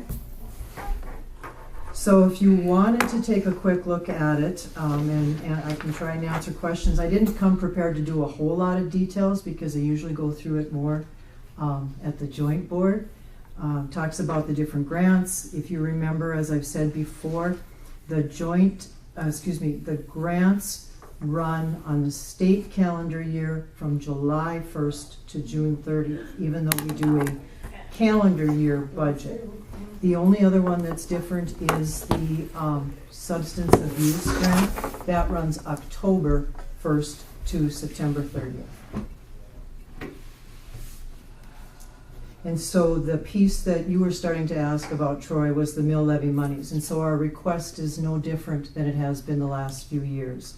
Prorated, it's approximately $43,000 for Nelson County and $32,000 for Griggs. So that's how it's prorated of the $75,000 total. I saw that, that's why I asked the question, because I couldn't remember how it was calculated. Yeah, the total amount is $75,000 and then prorated. So it's the same as what we put in from before. So I don't know how much detail you want at this particular public hearing. If you want a lot of details, if you want generalities, if you want to ask questions, what would you prefer? How would you prefer to do this? Say it for the joint board. That's fine. I'll do it twice. Well, and I mean, that's kind of what ends up happening is that we end up going through, if there's any questions, I try to answer them and then go through it more in the joint board. Question as far as harvest, are you getting through with harvest so I can look at some date in September? I don't have harvest, so I don't. Well, I'm just kind of throwing it out as far as, I know the first week on September I'm gone, the second week I'm back You done with your board? Friday. Yeah. You set a date. Okay. So is there any conflicts that you can see? I don't know if Troy, if you're looking at your calendar, the third week, any major things going on the third week? Nothing that you I saw? don't think so. Okay. Anything you can think of, John? Okay. The third week, I mean, we have a commissioners meeting, I suppose, the 21st. The 21st? Okay. So is that? That's a Friday. That's Friday? Yeah. Okay. Typically, we've tried to do it early morning. Right. So, and your meetings are usually like 1-ish, is that correct? Well, September 3rd is Labor Day. Right, I know that first week is out entirely for me.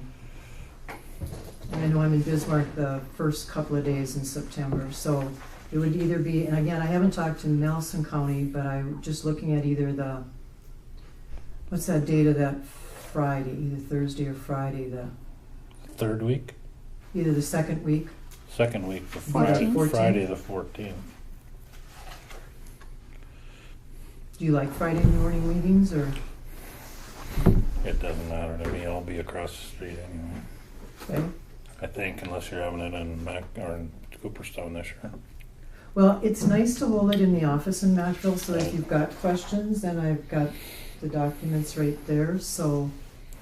We have a commissioners meeting on the 7th. 7th, yep. 7th and 21st. Okay. I'm not- 7th, okay. So that second week, either Thursday, Friday, or the third week before the 21st would work? I think so.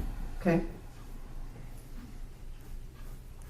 Okay. I did have one other thing I wanted to ask you. With the Board of Health members, they are appointed for 5 years.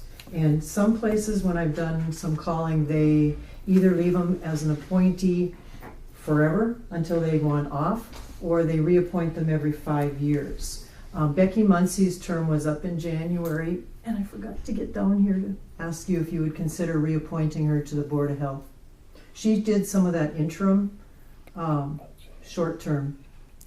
She works Becky at the Muncie bank works in in- Hannaford. Bank in Hannaford. Oh, I try to pick kind of geographical.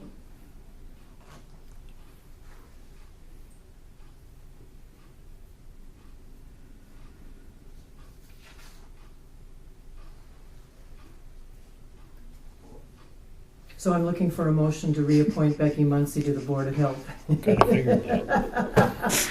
Just in case you were wondering what I really wanted. I'd make a motion to appoint Becky Muncie to the. Been That's a great motion song. by Dale to, I'll second.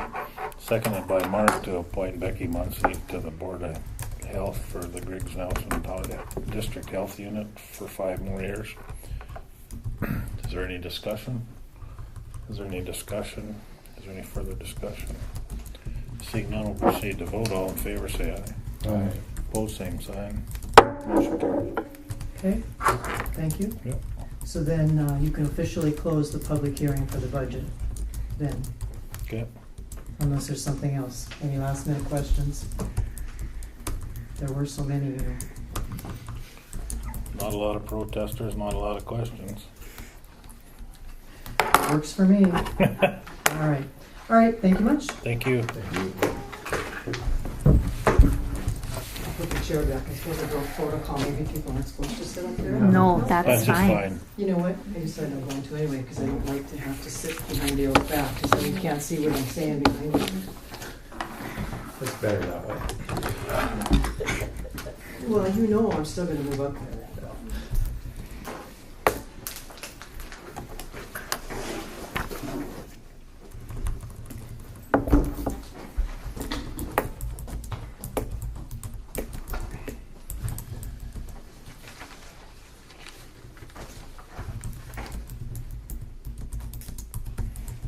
Timesheets and lunch breaks.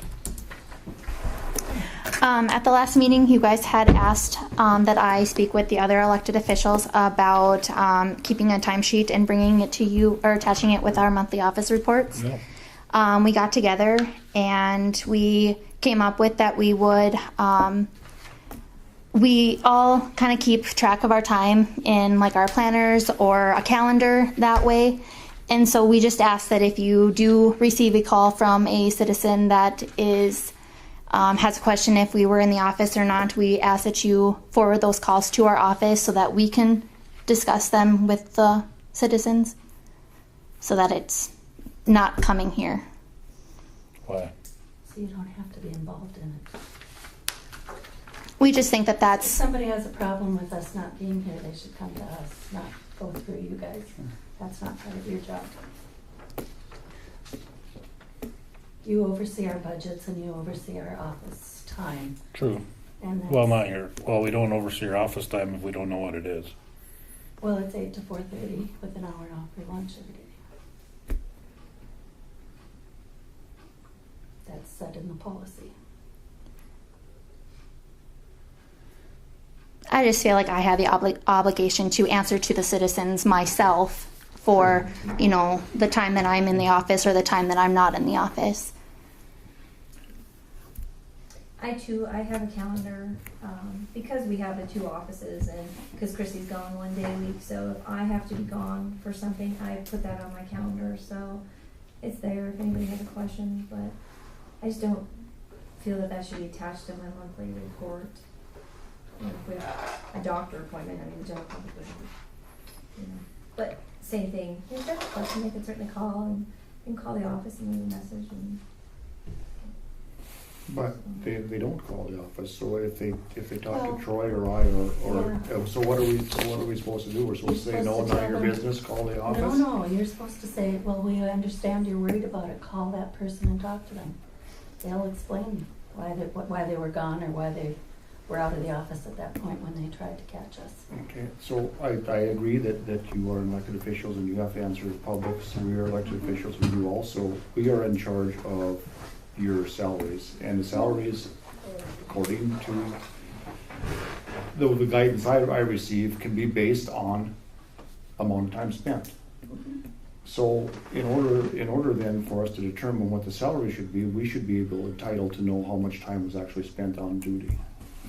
In that case, we should also be keeping track of our overtime spent when we're here past 5. It should all, yeah, I'm not against that, but I don't think it's unreasonable for the elected officials to be able to be forthright on how many hours they put in their job, because that is a part of the decision that the public should be able to make when they decide who they're gonna vote for. So I don't see the big deal. No one's gonna hold you to, right? I mean, why can't you just make it part of the monthly office reports? We know how many hours the paid employees work. I don't see a big deal. And to your comment about knowing if you have a doctor's appointment, that's too much information. Right. It's just present or absent is all we need to know. Doctor appointment. Yeah, I know. You should put that on there so you go where you're supposed to go for that. Yeah. But I mean, all we need to do is a number of hours Say number of hours worked per month.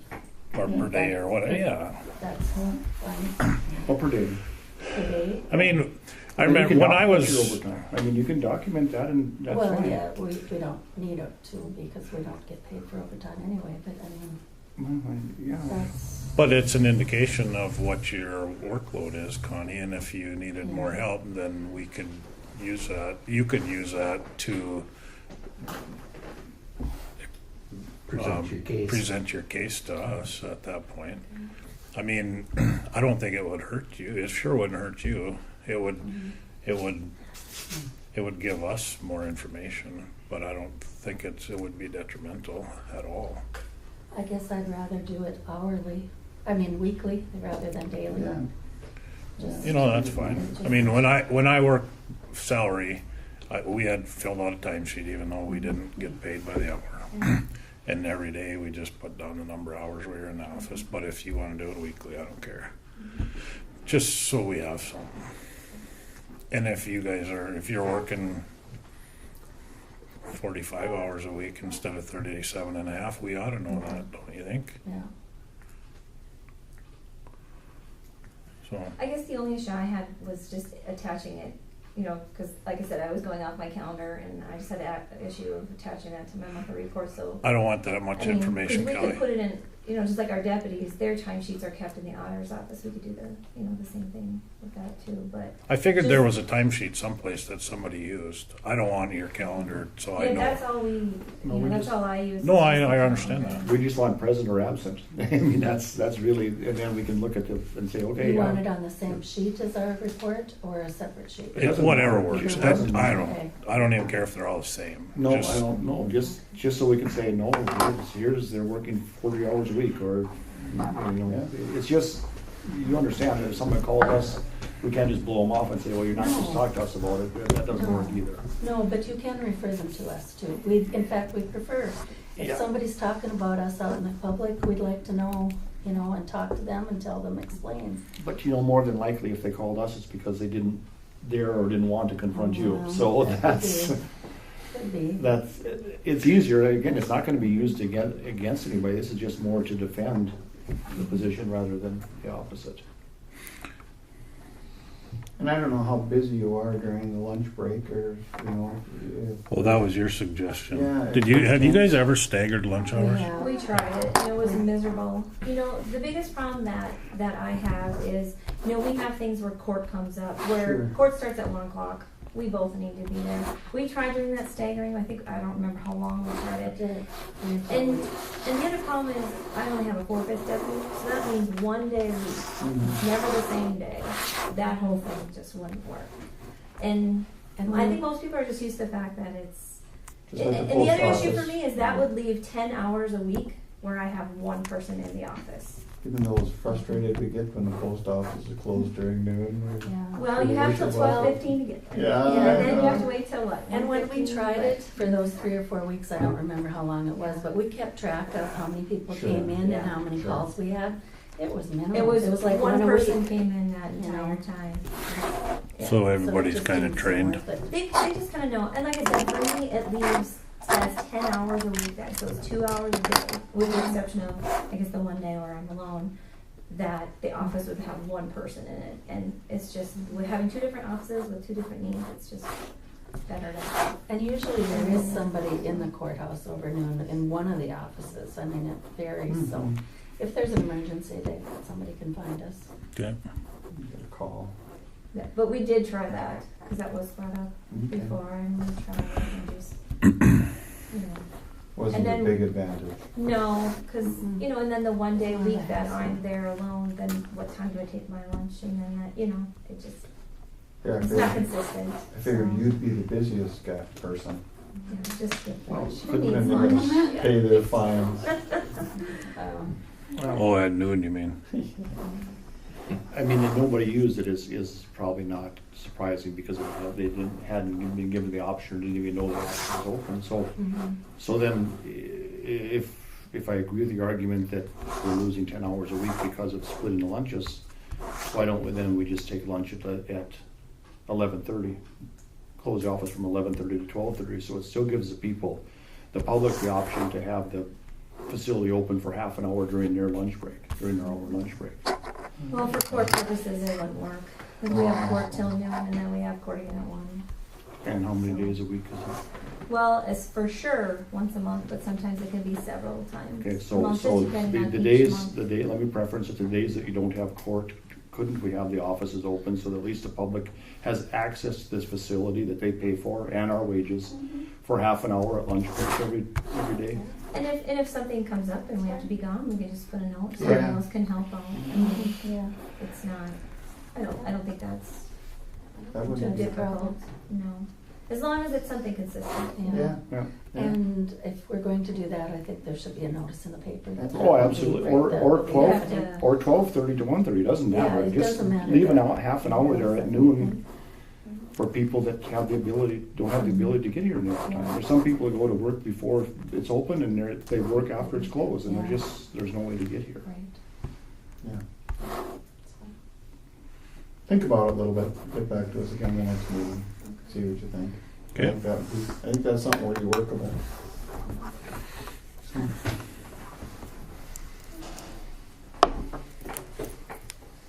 Okay. Anything else? No, thank you. Thanks for your help.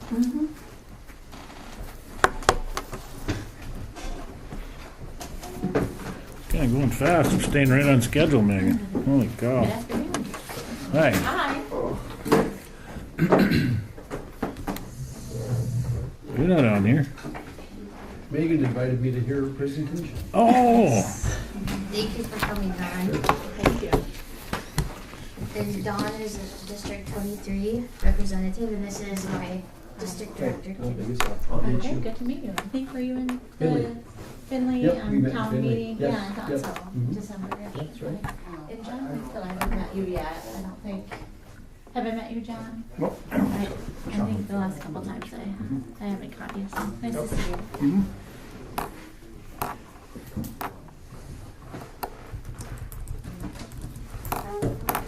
what was going on in Macville? Hemp testing. So why you're smiling? So you are out at Wrighton Farms? Yeah. There's 3 different. I don't know, I'm not supposed to probably disclose that. That's Well, right. there's no good stuff in that stuff anyway. No. No. But we were just ensuring that, because we were taking the flower parts and sending it off, so they'll measure THC levels. Oh, verification kind of Yeah, deal. making sure that there's no. I think in street terms, they call that the buds.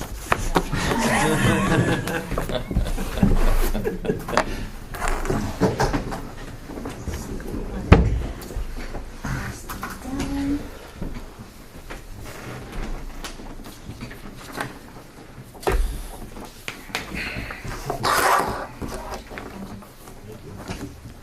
Alright, so thank you for letting me come speak to you during your meeting. And we didn't have to set up a separate time.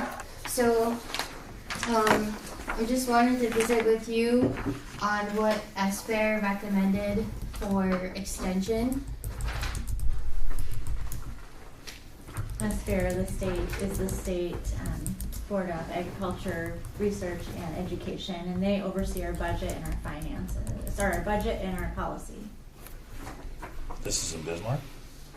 This is across the state, Yes. there's representatives. Oh, there's, They have to be. this is management by committee. Yeah. Oh, good. Yeah. So in November of 2016, the State Board of Agricultural Research and Education, that's SBARE, voted to conduct a thorough review of the NDSU Extension Service, and work began in December.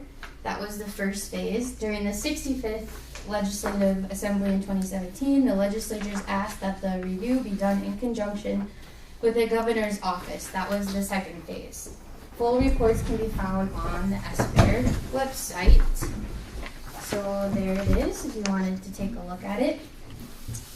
And so I asked if I could spend some time with you today to just provide a snapshot of the findings and recommendations and walk you through the highlights of the handout that is at the top of the packet I gave you. The review specifically indicated that Extension should do a better job informing legislatures and county commissioners about what we do in Extension, and that is why I'm here today. These are two of the specific recommendations from the report. The first is about our mission, structure, and value, and the second relates to clarifying when we collaborate, not duplicate with other agencies. I'll highlight a number of items from the snapshot handout. The first page briefly describes our process and organization. It starts with the NDSU Extension responding to the needs of the citizens. These needs may be local, state, or national scale. The response is provided by agents with the support of specialists from campus or the research extension centers that have a greater technical expertise. Extension programs respond to the needs of all North Dakotans in the areas of ag, families, communities, and 4-H. This graph shows the 10 major programs and the number of contacts that happened last year. The review committee conducted a very thorough analysis of existing programs, federal, state mandates, programs, administrative structures, county staffing structure, and sustainability of the current funding model. They also analyzed data to examine efficiencies and effectiveness of extension programs, as well as identifying potential changes.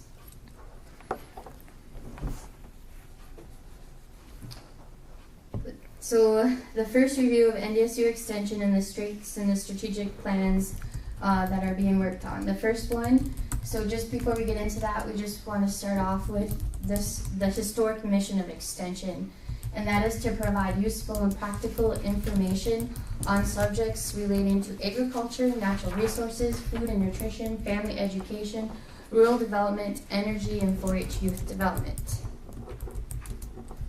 They found that Extension does a great job at the transformational education model, and that which encourages strong relationships with stakeholders and documented impacts.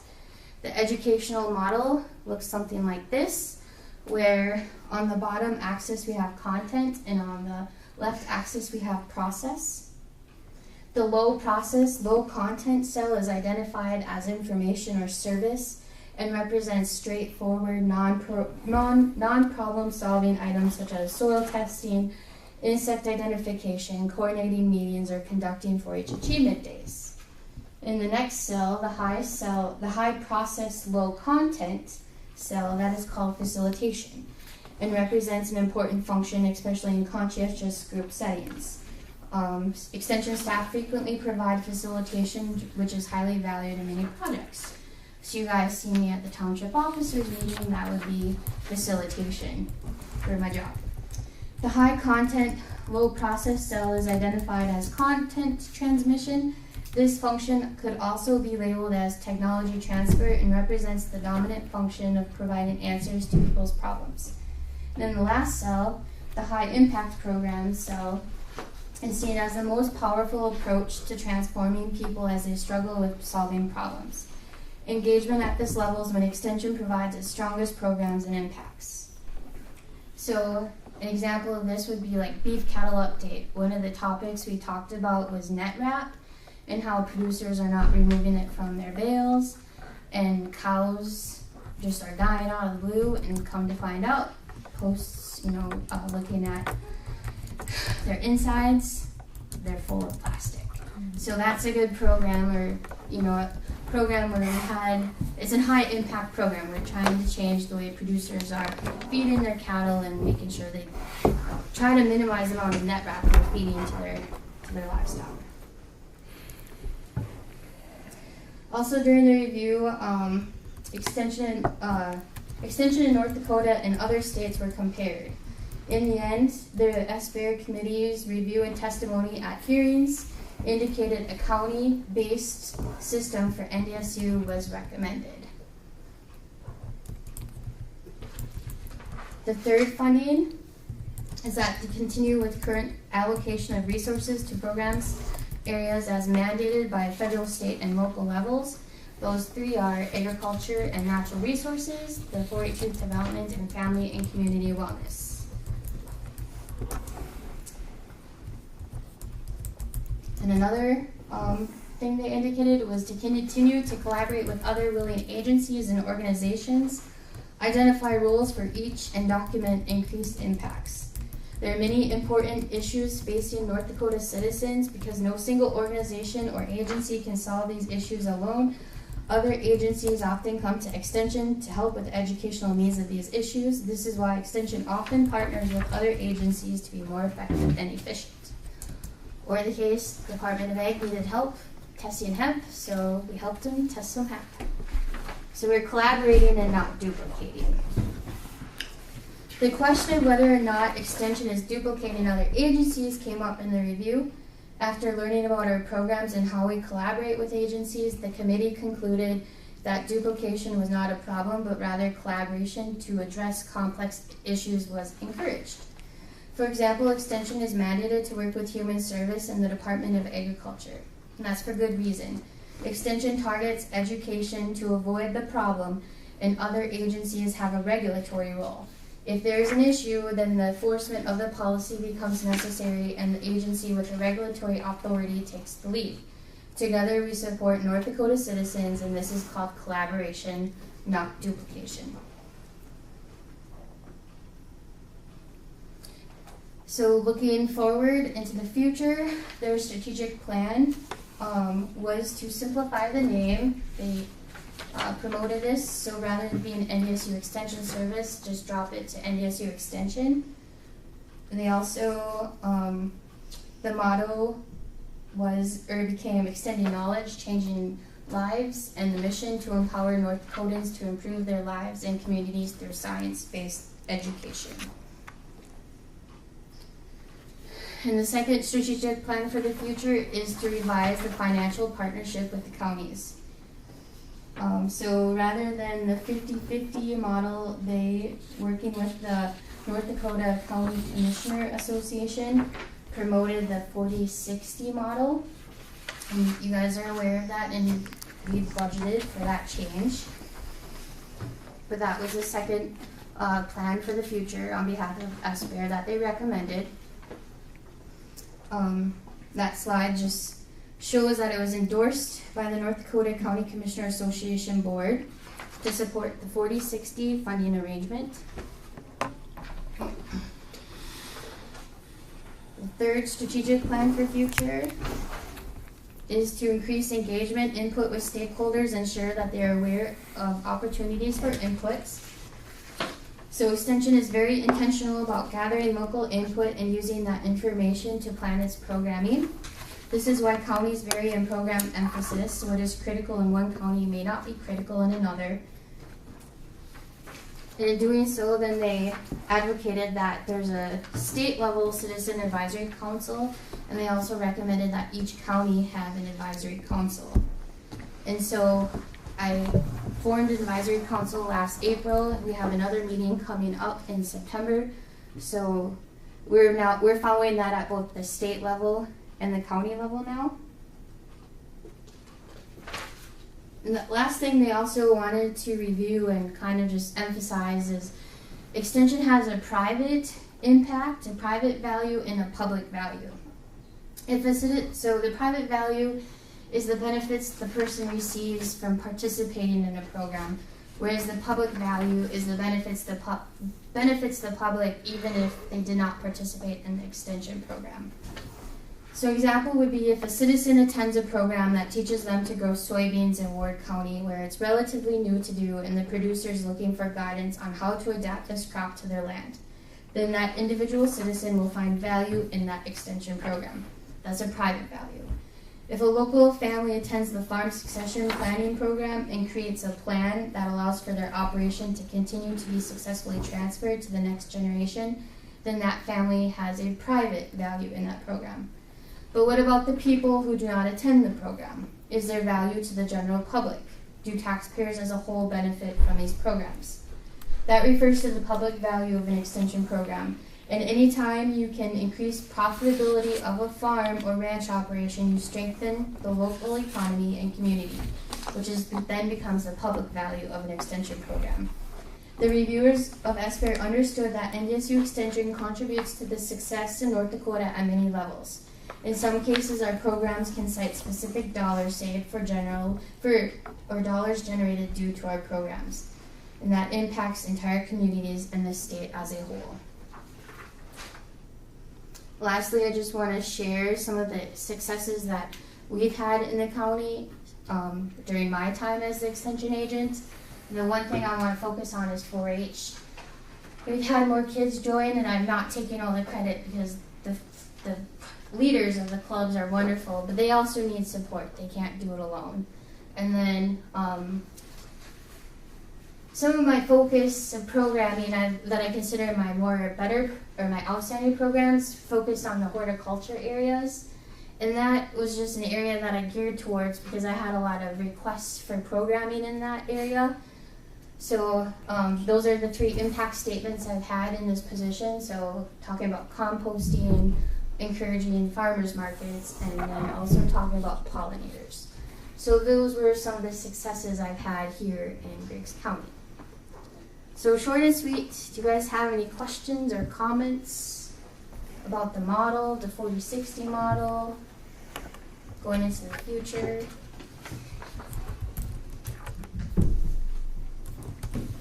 How's the current split now? 70-30? It's still 50-50 until the end of December. And then it'll be 40-60 for 1 year in 2019. And maybe I'll add a little bit. So this document, was this in the packet? Yes. Okay. So this document has a bunch of like little images on the front, which are talking about one of our requests is just a one-time request, but on the back side is what we're hoping for. So our 2 asks are that one about getting a one-time request for some web updates because we can't keep up. We know that guys are in combines and they want something downloaded on their phone and we don't have our systems up to date. But the operational support, which is that back side, is our other requests to the state this year.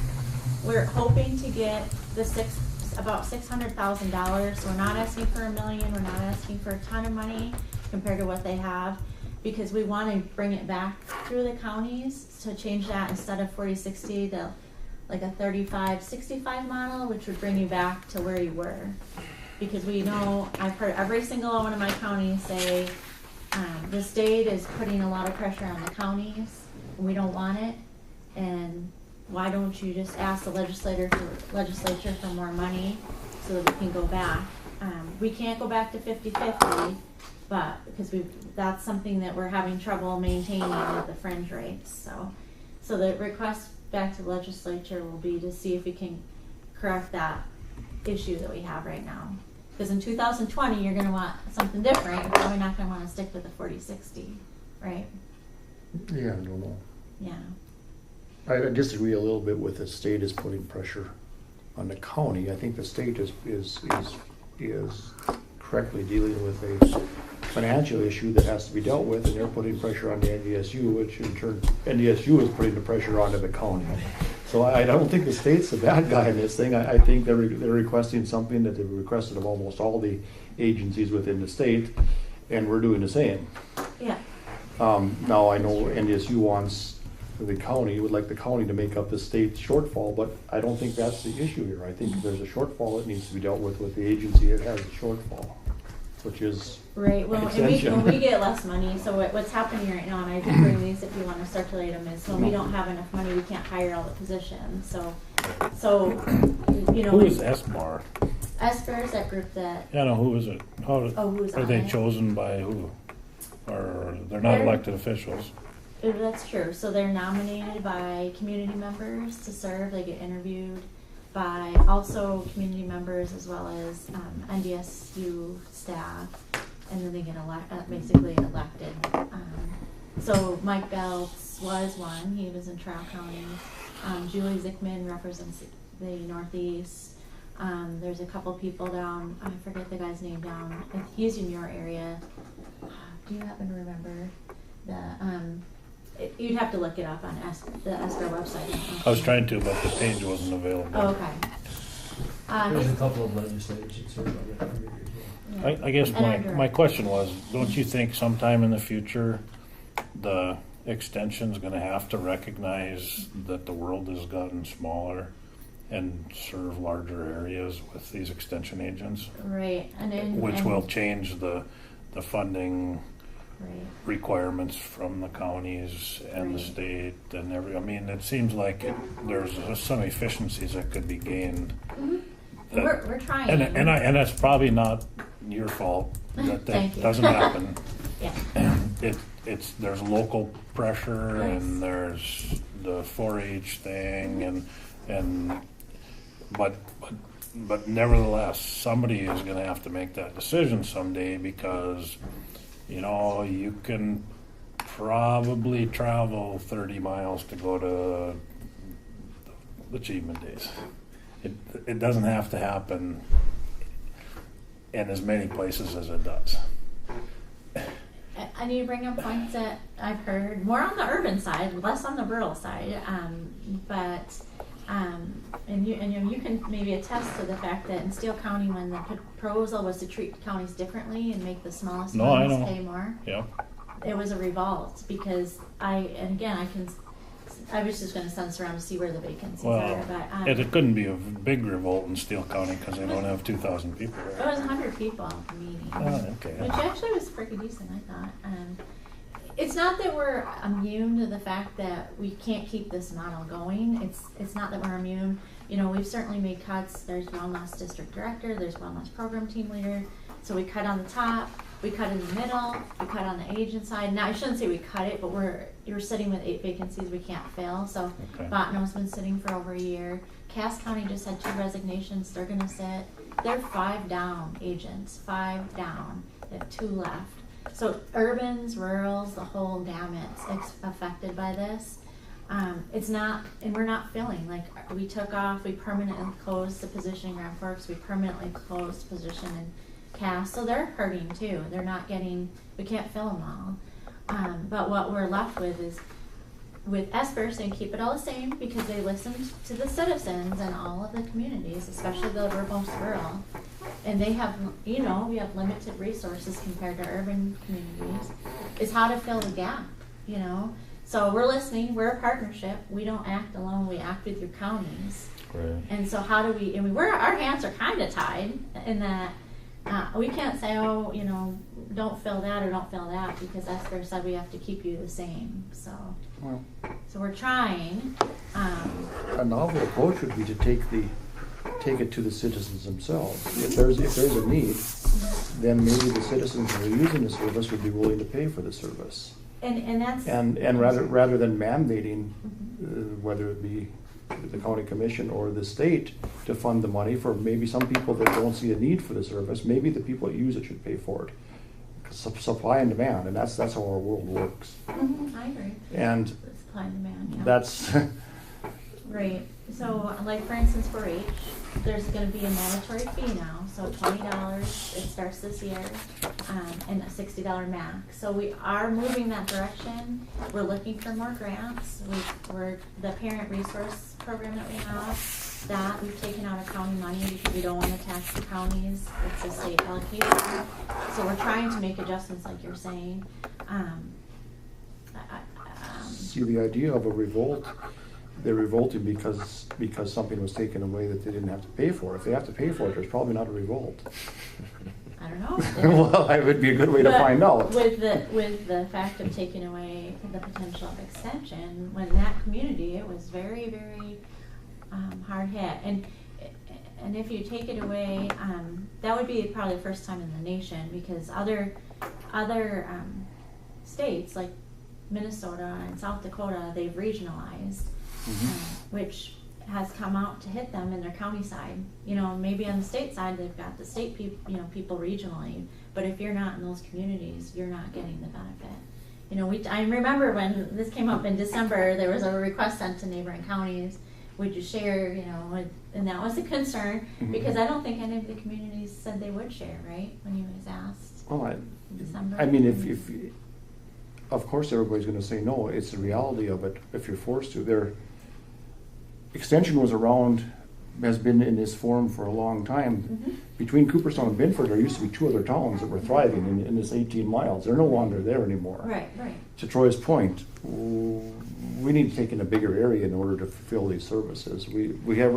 Everybody's just a click away from a lot of this information.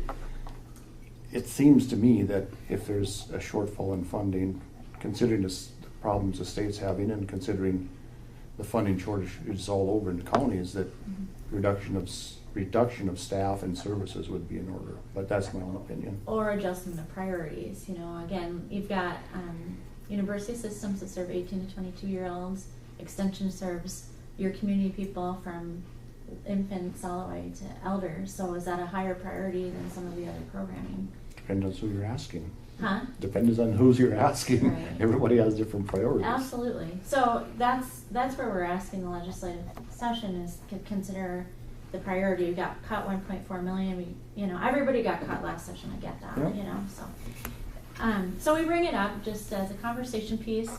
When I brought up to the Grants Works group, there was 4 legislators there, and they talked about piling in people at the hearings because that was something that made a difference. And I don't know if you can speak to that, if that helps, or what you think.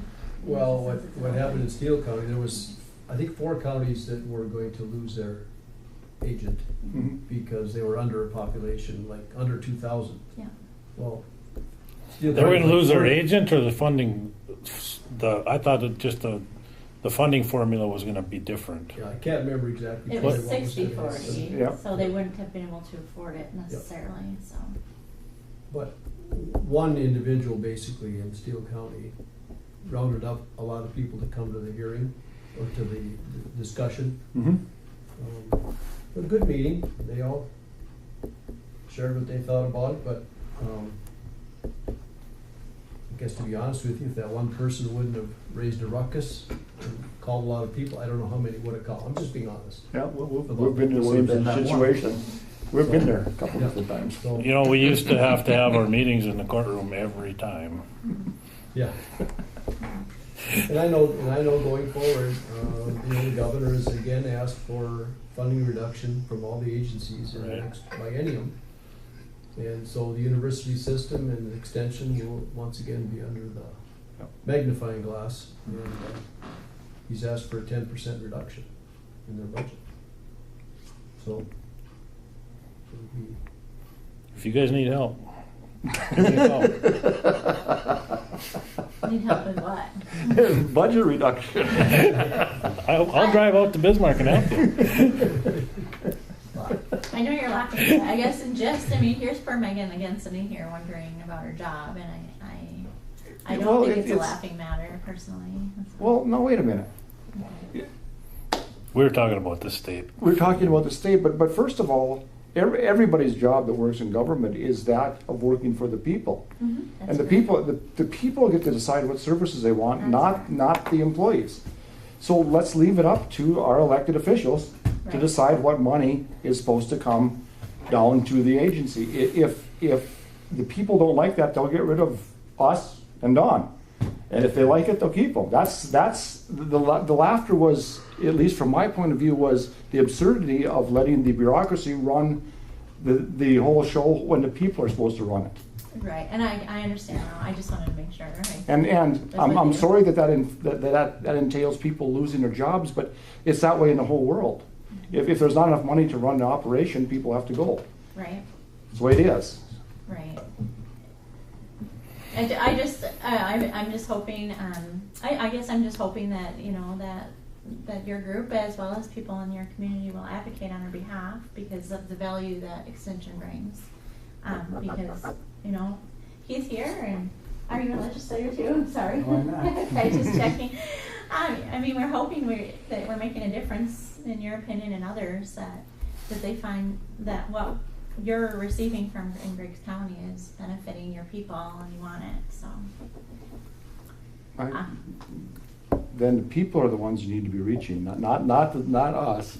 The people Well, that you're actually the pay people for it. too. No. So you're not the people in Griggs County? I am just a conduit for what the people that elect me want me to do. Okay, I should not make a decision based on my opinion. I should make a decision based on what the majority of the people elected me say I should do. right.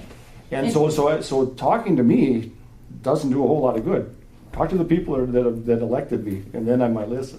Okay, well, and that's part of the reason we're here, because we wanted to start with you to share what happened in Escare, and then where we're at, and because we do also talk to the people, and so you have a chance to influence that, and so yeah, I mean, we hope to help, and we've got an advisory board, and hopefully they can help us with, you know, emails to their legislators and the value, and the 4-Hers and all the people that do benefit from those services. So, you know, I'm definitely, I'm hearing you. I'm for sure hearing you. No one's arguing that the extension doesn't provide a service, the quality service. It's just when faced with budget shortfalls, there has to be prioritization. And what is more important? There are more things more important than extension. So, thusly, they have to receive the majority of the money. And you can't sacrifice education and safety and all the other things that now government provides without making some cuts on the other end of it. If there's not enough money, there's not enough money. Then if I may, you know, the cooperation and consolidation is happening in a lot of other important areas, you know, public health, social services, and those are really big functions for the people. And they seem to find a way to coordinate, you know, 2 or 3 counties They're joining. really big budget items too, Don. No, you're correct. I mean, it's not that anybody's picking on an extension. This is asked of everybody. And you see those 2 models, and if they can work, you know, it seems to me could work with extension. So, I mean, that's maybe where it's headed eventually. The people get Counties to, working together. ultimately, the people get to determine what services they want to pay for. It might be a kind of a grueling process to get there, but ultimately that's what happens. Right. And unfortunately, in a rural center that doesn't have, a rural community that doesn't have the resources like an urban, I think they lose more, unfortunately. So, urban has more resources. So I just wanted to say that. And again, if you know that map just shows you where our vacancies are. We're not functioning with full capacity by any means. We're functioning a lot smaller scale. When we do it, we have 8 openings in agriculture that are not being filled. Family and resource, the community resource, we have 3, and we have 2 parent and family resource positions. So we're making attempts as well. So I just want to spit that out. Like I said, we've got the 4-H for the fee, and we're trying. We're not immune to thinking we can ask for money and we're going to get it. Right. But we do want to conserve as best we can the counties, especially our rural. And I understand how difficult it is. Do you? I do. Okay. I mean, good Lord, there's too many county governments in North Dakota. Yeah, I'm sure. I mean, we're all different. So. You know, you can just about throw a stone between county seats in some cases. That just doesn't need to be that way in today's world. No. It's a smaller world. the framers, if the story is correct, set up the counties like they did so people could access them within a day's travel. Well, that was that model. Well, how does it fit today? Need one county. You know, it's kind of silly to keep doing it the way they did it in 1883 Right. or 1889. And we're not doing it the same way. No, I'm not accusing you of that. We are. Oh, like I it. see what you're saying. Okay, the counties themselves are. Okay, Yeah. sure, that makes sense. And it's hard to change. I mean, Oh, that, it and is, that- yeah. so that's why we couldn't find can anybody relate. to share an agent. Right, because you know how that feels. Because in every those county. counties don't feel that need as like we are a little bit of a outlier, you might say. Yeah. Have you noticed that? Yes, I have, yes.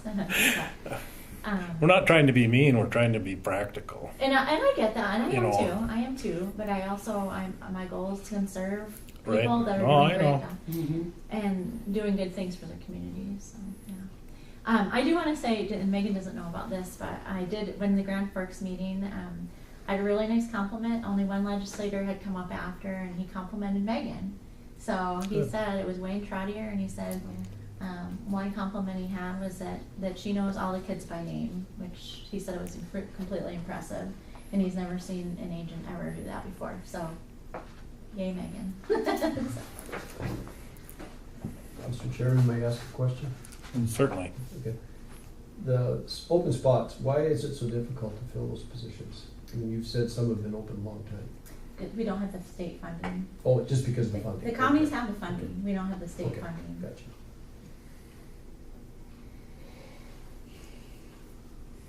And it's a, it's a match right now. So actually, a few that we have filled, the counties have paid fully until the end of the year, because then, we've put them in the criteria, and if they were able to provide full funding, then we would keep that position going. Not that we've done that for everyone, it depended on how they filled, because we don't want to say if you have money you get one. It was just they were next, and if they wanted it filled sooner, if they wanted to pay the full county pay, then they could get it sooner than the January, when we're expecting to get a little cash flow back with the 40/60. So the state's plan here is going to force consolidation. It's going to force people to decide if they want to share, if they want to Okay. wait, if they. I mean, for instance, there's a bunch of them sitting, like I said, for over a year. So That's going to force consolidation. or they just. Or wait. they'll have to levy for the whole position. Right, but I mean, it's doing exactly what it's intended to do. I think I'm all in favor of that then. If it's forcing consolidation, which I think is needed, then I think whoever thought that up is doing pretty well on time. Well, it hasn't resulted in consolidation yet, so. It hasn't. No, they're sitting empty. Oh, they're just empty Yeah. positions. I mean, wouldn't you think that if the services are needed, that some services would be better than none of it? I mean, if they're just sitting empty, then that's probably not a good The sign problem, for the John, need. is it's a collaboration between the state and the counties, and if the counties don't want to dance, they're not going to dance. No, I mean, that's but the problem, right? That's the holdup right now, right? Yes. I mean, if there was a county next to us, and Megan said, we could do that because we're a little tiny county, and that other county said, hell no, then it isn't going to happen. That's a reality, yes. I guess who gets to decide when it merges or consolidates? Does Extension, does SB, Well, does Legislature? Exactly. I mean, right now it's the counties. That's my point, and they're making the wrong decision. I see what you're saying. Yeah, really. I mean, if for instance, there's Foster, Eddie, one of them just they changed it, Foster. Mm-hmm. So they're on the very bottom of the list right now. So how long will they go? Little without? tiny I don't know. county would be really, really easy to collaborate with. But if you ask the people there, their leaders, are they going to? I don't know. Well, I mean, if the service is needed, they'll have to. That's forced. I mean, that's the whole purpose of it. If what you say and the citizens want those services, it's going to force the leaders then to find a method solution. to do that. And whether either they pay or they consolidate with another county that doesn't have the services. It's blind man. The county that the citizens of that county don't have services, if they want the services, they're gonna go to their leaders. Right, Right, And they're exactly. gonna say, you need to work with that other county because we need the services. that's the point. Exactly. Or levy for the whole position. Yeah, No, And then the citizens again decide. they're gonna Yep. get, some of those citizens are gonna not think that's a good plan. I mean, but you look at Foster and Eddy County, I mean, good lord. They're smaller than Barnes or Stutzman put together even, so. But, I mean, they still have legitimate concerns, and if they need a service, they can get the service. It isn't like the, Well, they can get it from they can ask on the county side, but we can't provide on the state side right now. no, but you could say, okay, how about you two combine? And tell them that you're only gonna provide funding for one of them, and if they're combined. I mean, there's a way to do this.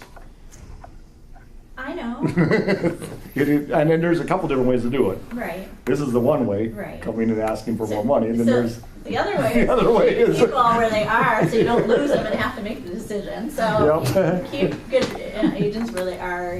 I'm not that we can control everything, but No. that is a point. So. Right. Okay. Okay, Any other questions? No. No. thank you. You're welcome. Thank you. Thanks, Megan. Thanks. Yeah. Thanks for coming.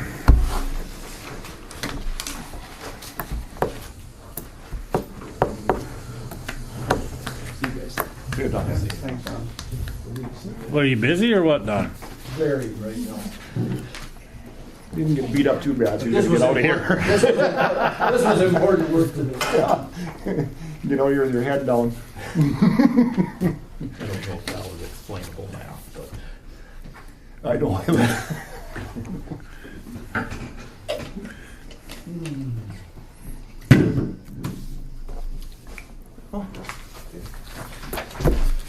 Thank you. I need that. No, I don't need that. Okay, I need that. Thank you. Okay, Greg? I'll sign in later. Yeah. Thanks for allowing me to just ask a few questions. I did submit, as someone who walks around the town a lot, and prompted by the ballot measure about the courthouse, this got me thinking.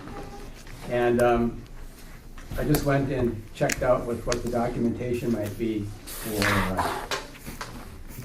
keeping the courthouse up or down. And I think you have that in your handout. I'm not gonna go through that again unless you want to, but the gist of it is, it started in the documentation, at least that I got through the historical department, started on June 18th, 2013.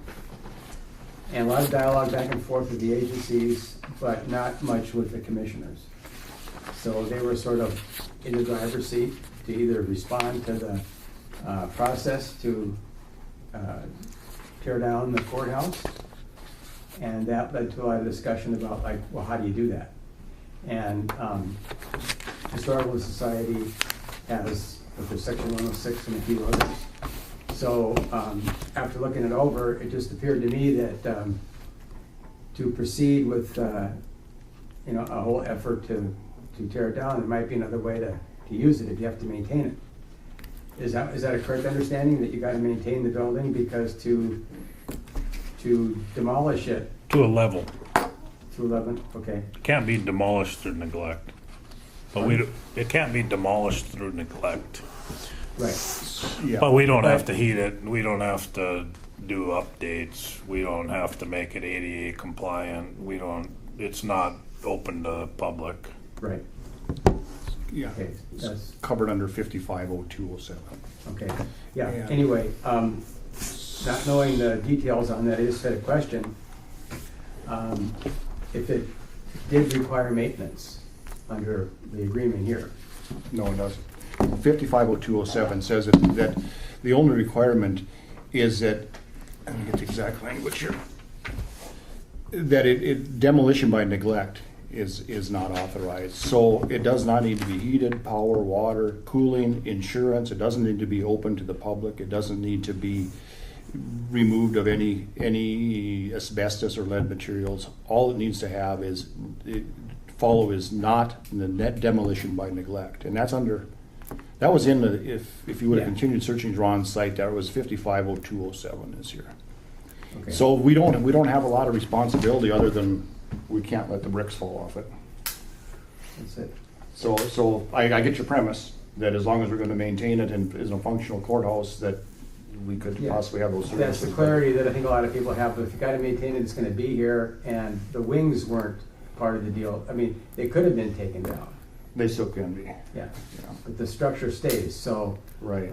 I don't know what that would entail, if you just let it fall down, if there's, all kinds of hazmat stuff you gotta do to get rid of an old building these days with, the asbestos and lead, and I don't know how that would be for actual demolition. Well, you can't, demolition by neglect is the phrase. So Yeah. we have to maintain it to the point where it doesn't fall down. Oh, okay, That's what that yeah, means. and that satisfies the historical society. That's correct. That is in the century code, and that's what Debbie Meininger in this letter. Yeah, okay. So that's the language that I picked up when I got the documents from the Historical Society and, what was his name? Merlin Poverud? Yeah, him and Robert Hooke's response and the clarity with this funding agency that it would not be torn down and it would be kind of maintained. So I got to thinking, well, you got a structure like that, would it be at all possible?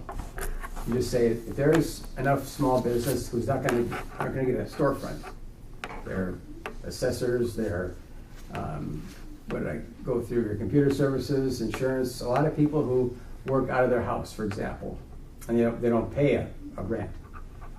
If the courthouse building were open for like a business court where they could at least have a presence to meet clients or have meetings or conferences or VFW, I don't know where they meet, arts and performance people, variety of probably interested parties might, gravitate to a building like a courthouse where they could be more visible and have more of a presence.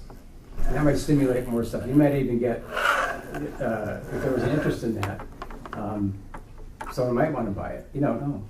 You could sell it, couldn't you? No. Can't even sell it. No, it is, if, again, 55. Yeah, okay, that's. It has to be maintained in perpetuity. The whole block, this whole block is security on the bond Yeah, okay. for the building authority. So the bondholders would have to release that structure from the mortgage, and I don't know why they would be motivated to do that. Uh-huh. So is something like this at all? From my standpoint, the voters have already told us what they'd like us to do. Yeah. They'd like us to find a way to be able to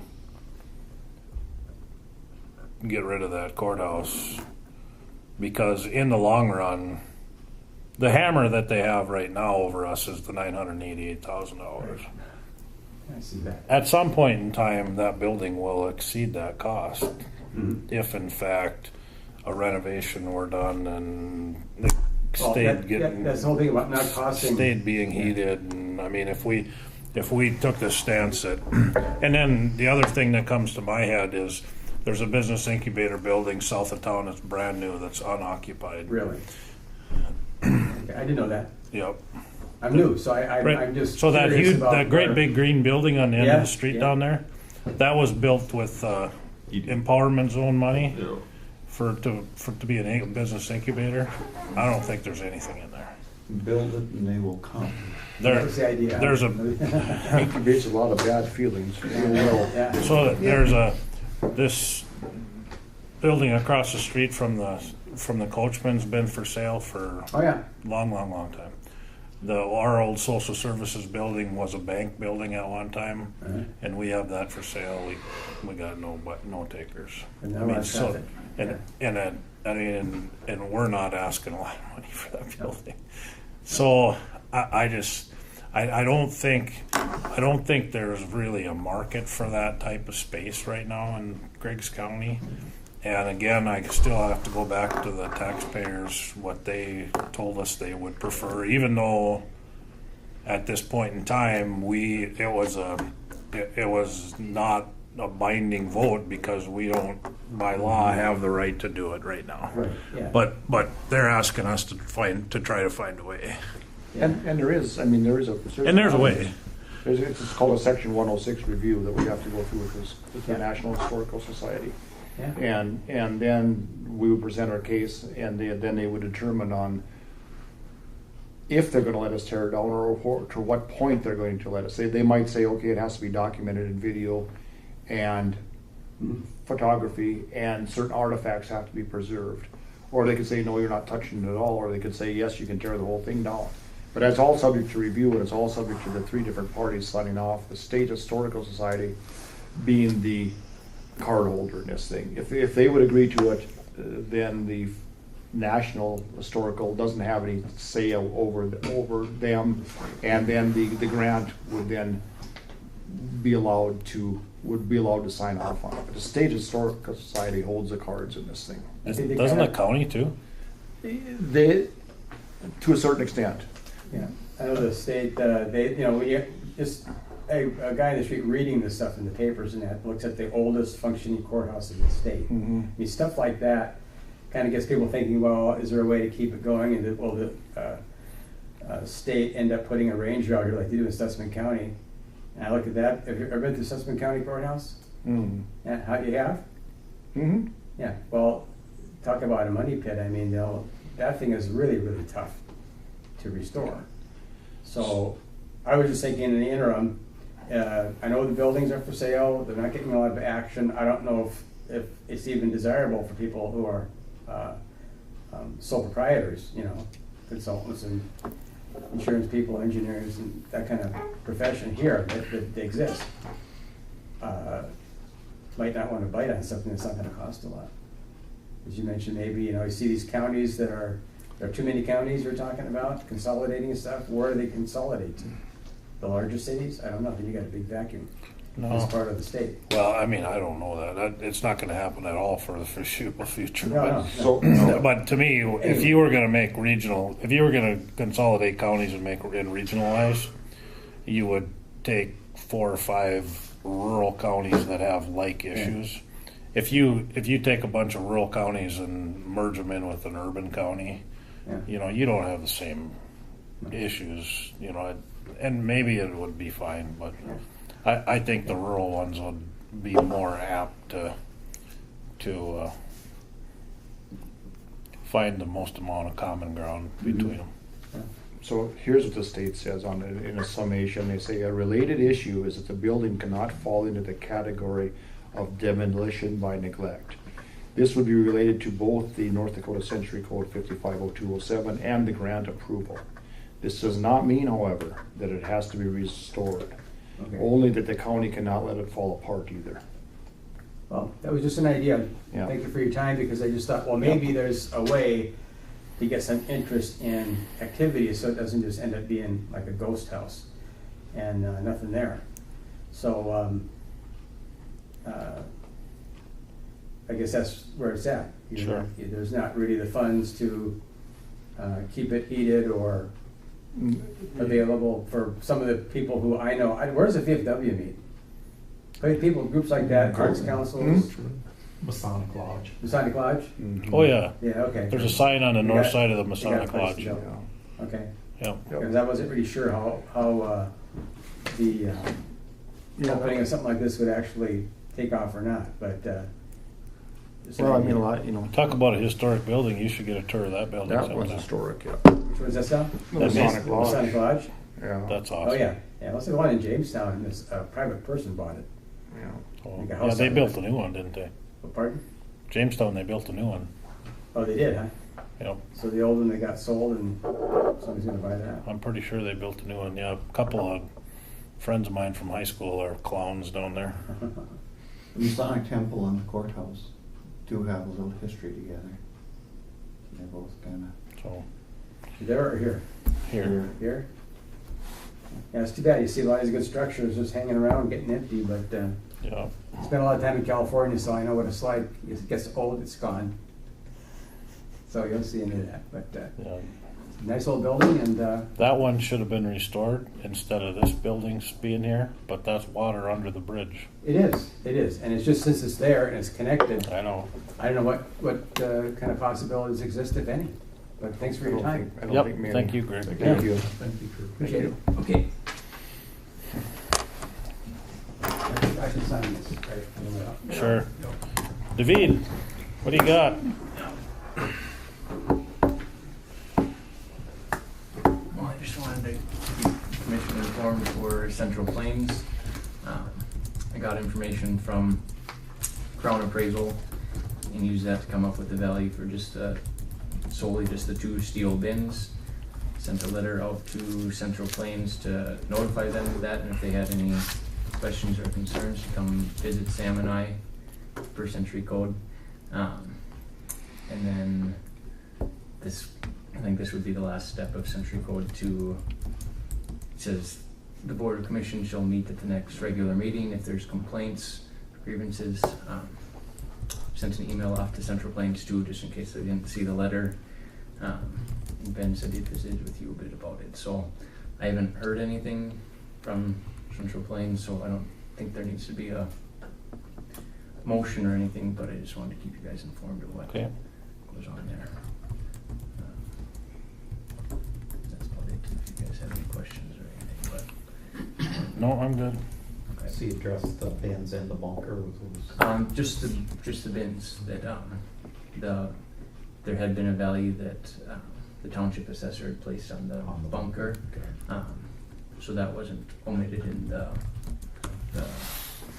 assessment. So if the township assessor wanted to revisit the value of the bunker, he could next year, but this was solely the steel bins. Sounds good. That was all short and sweet. All right. Thanks, David.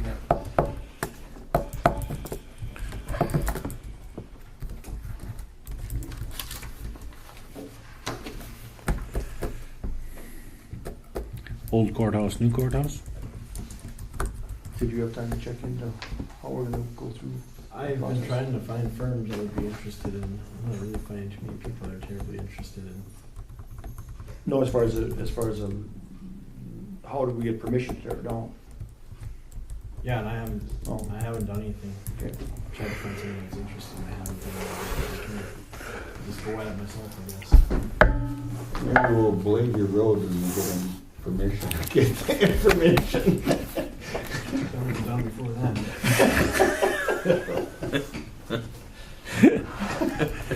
Smart aleck in every crowd. But I think just a letter to the State Historical Society asking, Okay, I can do that. stating that we had a vote and the public is, and see what happens there. Okay, Just open the channels anyway, okay, I'll do that. open the discussion. Future business. You guys were supposed to talk to Wayne about speeding limits on county roads for loaded trucks. So I'll get him to come back next meeting to talk about that. What was on the agenda? Well, I just put him under there and kind of all this. We went through that once a while ago and we didn't have the ability to do that. We went through that once a while ago, 3-4 years ago, and we didn't have the ability to lower those speeding, those limits. But we can try it again. You mean on the gravel roads? Right. Where did the idea come from? So Remember you Mark just brought it up at the last meeting. I think they said you can't go above the limit, but you can lower the limit. No. You can lower. That's how the cities get by lowering some of that. Well, I can do some research and find out. I don't remember what it was.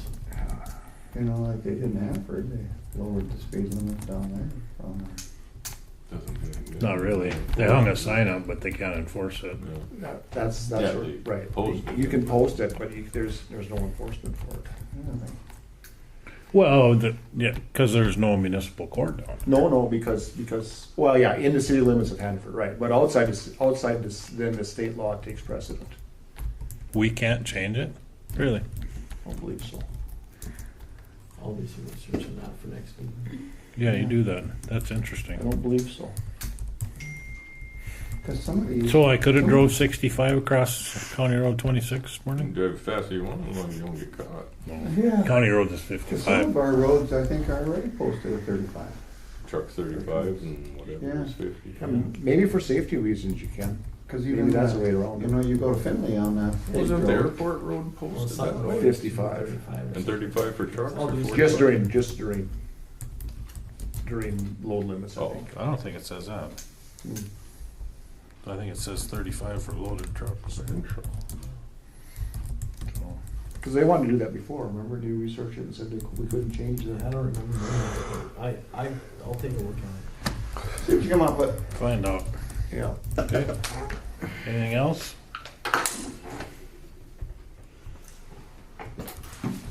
Motion to adjourn.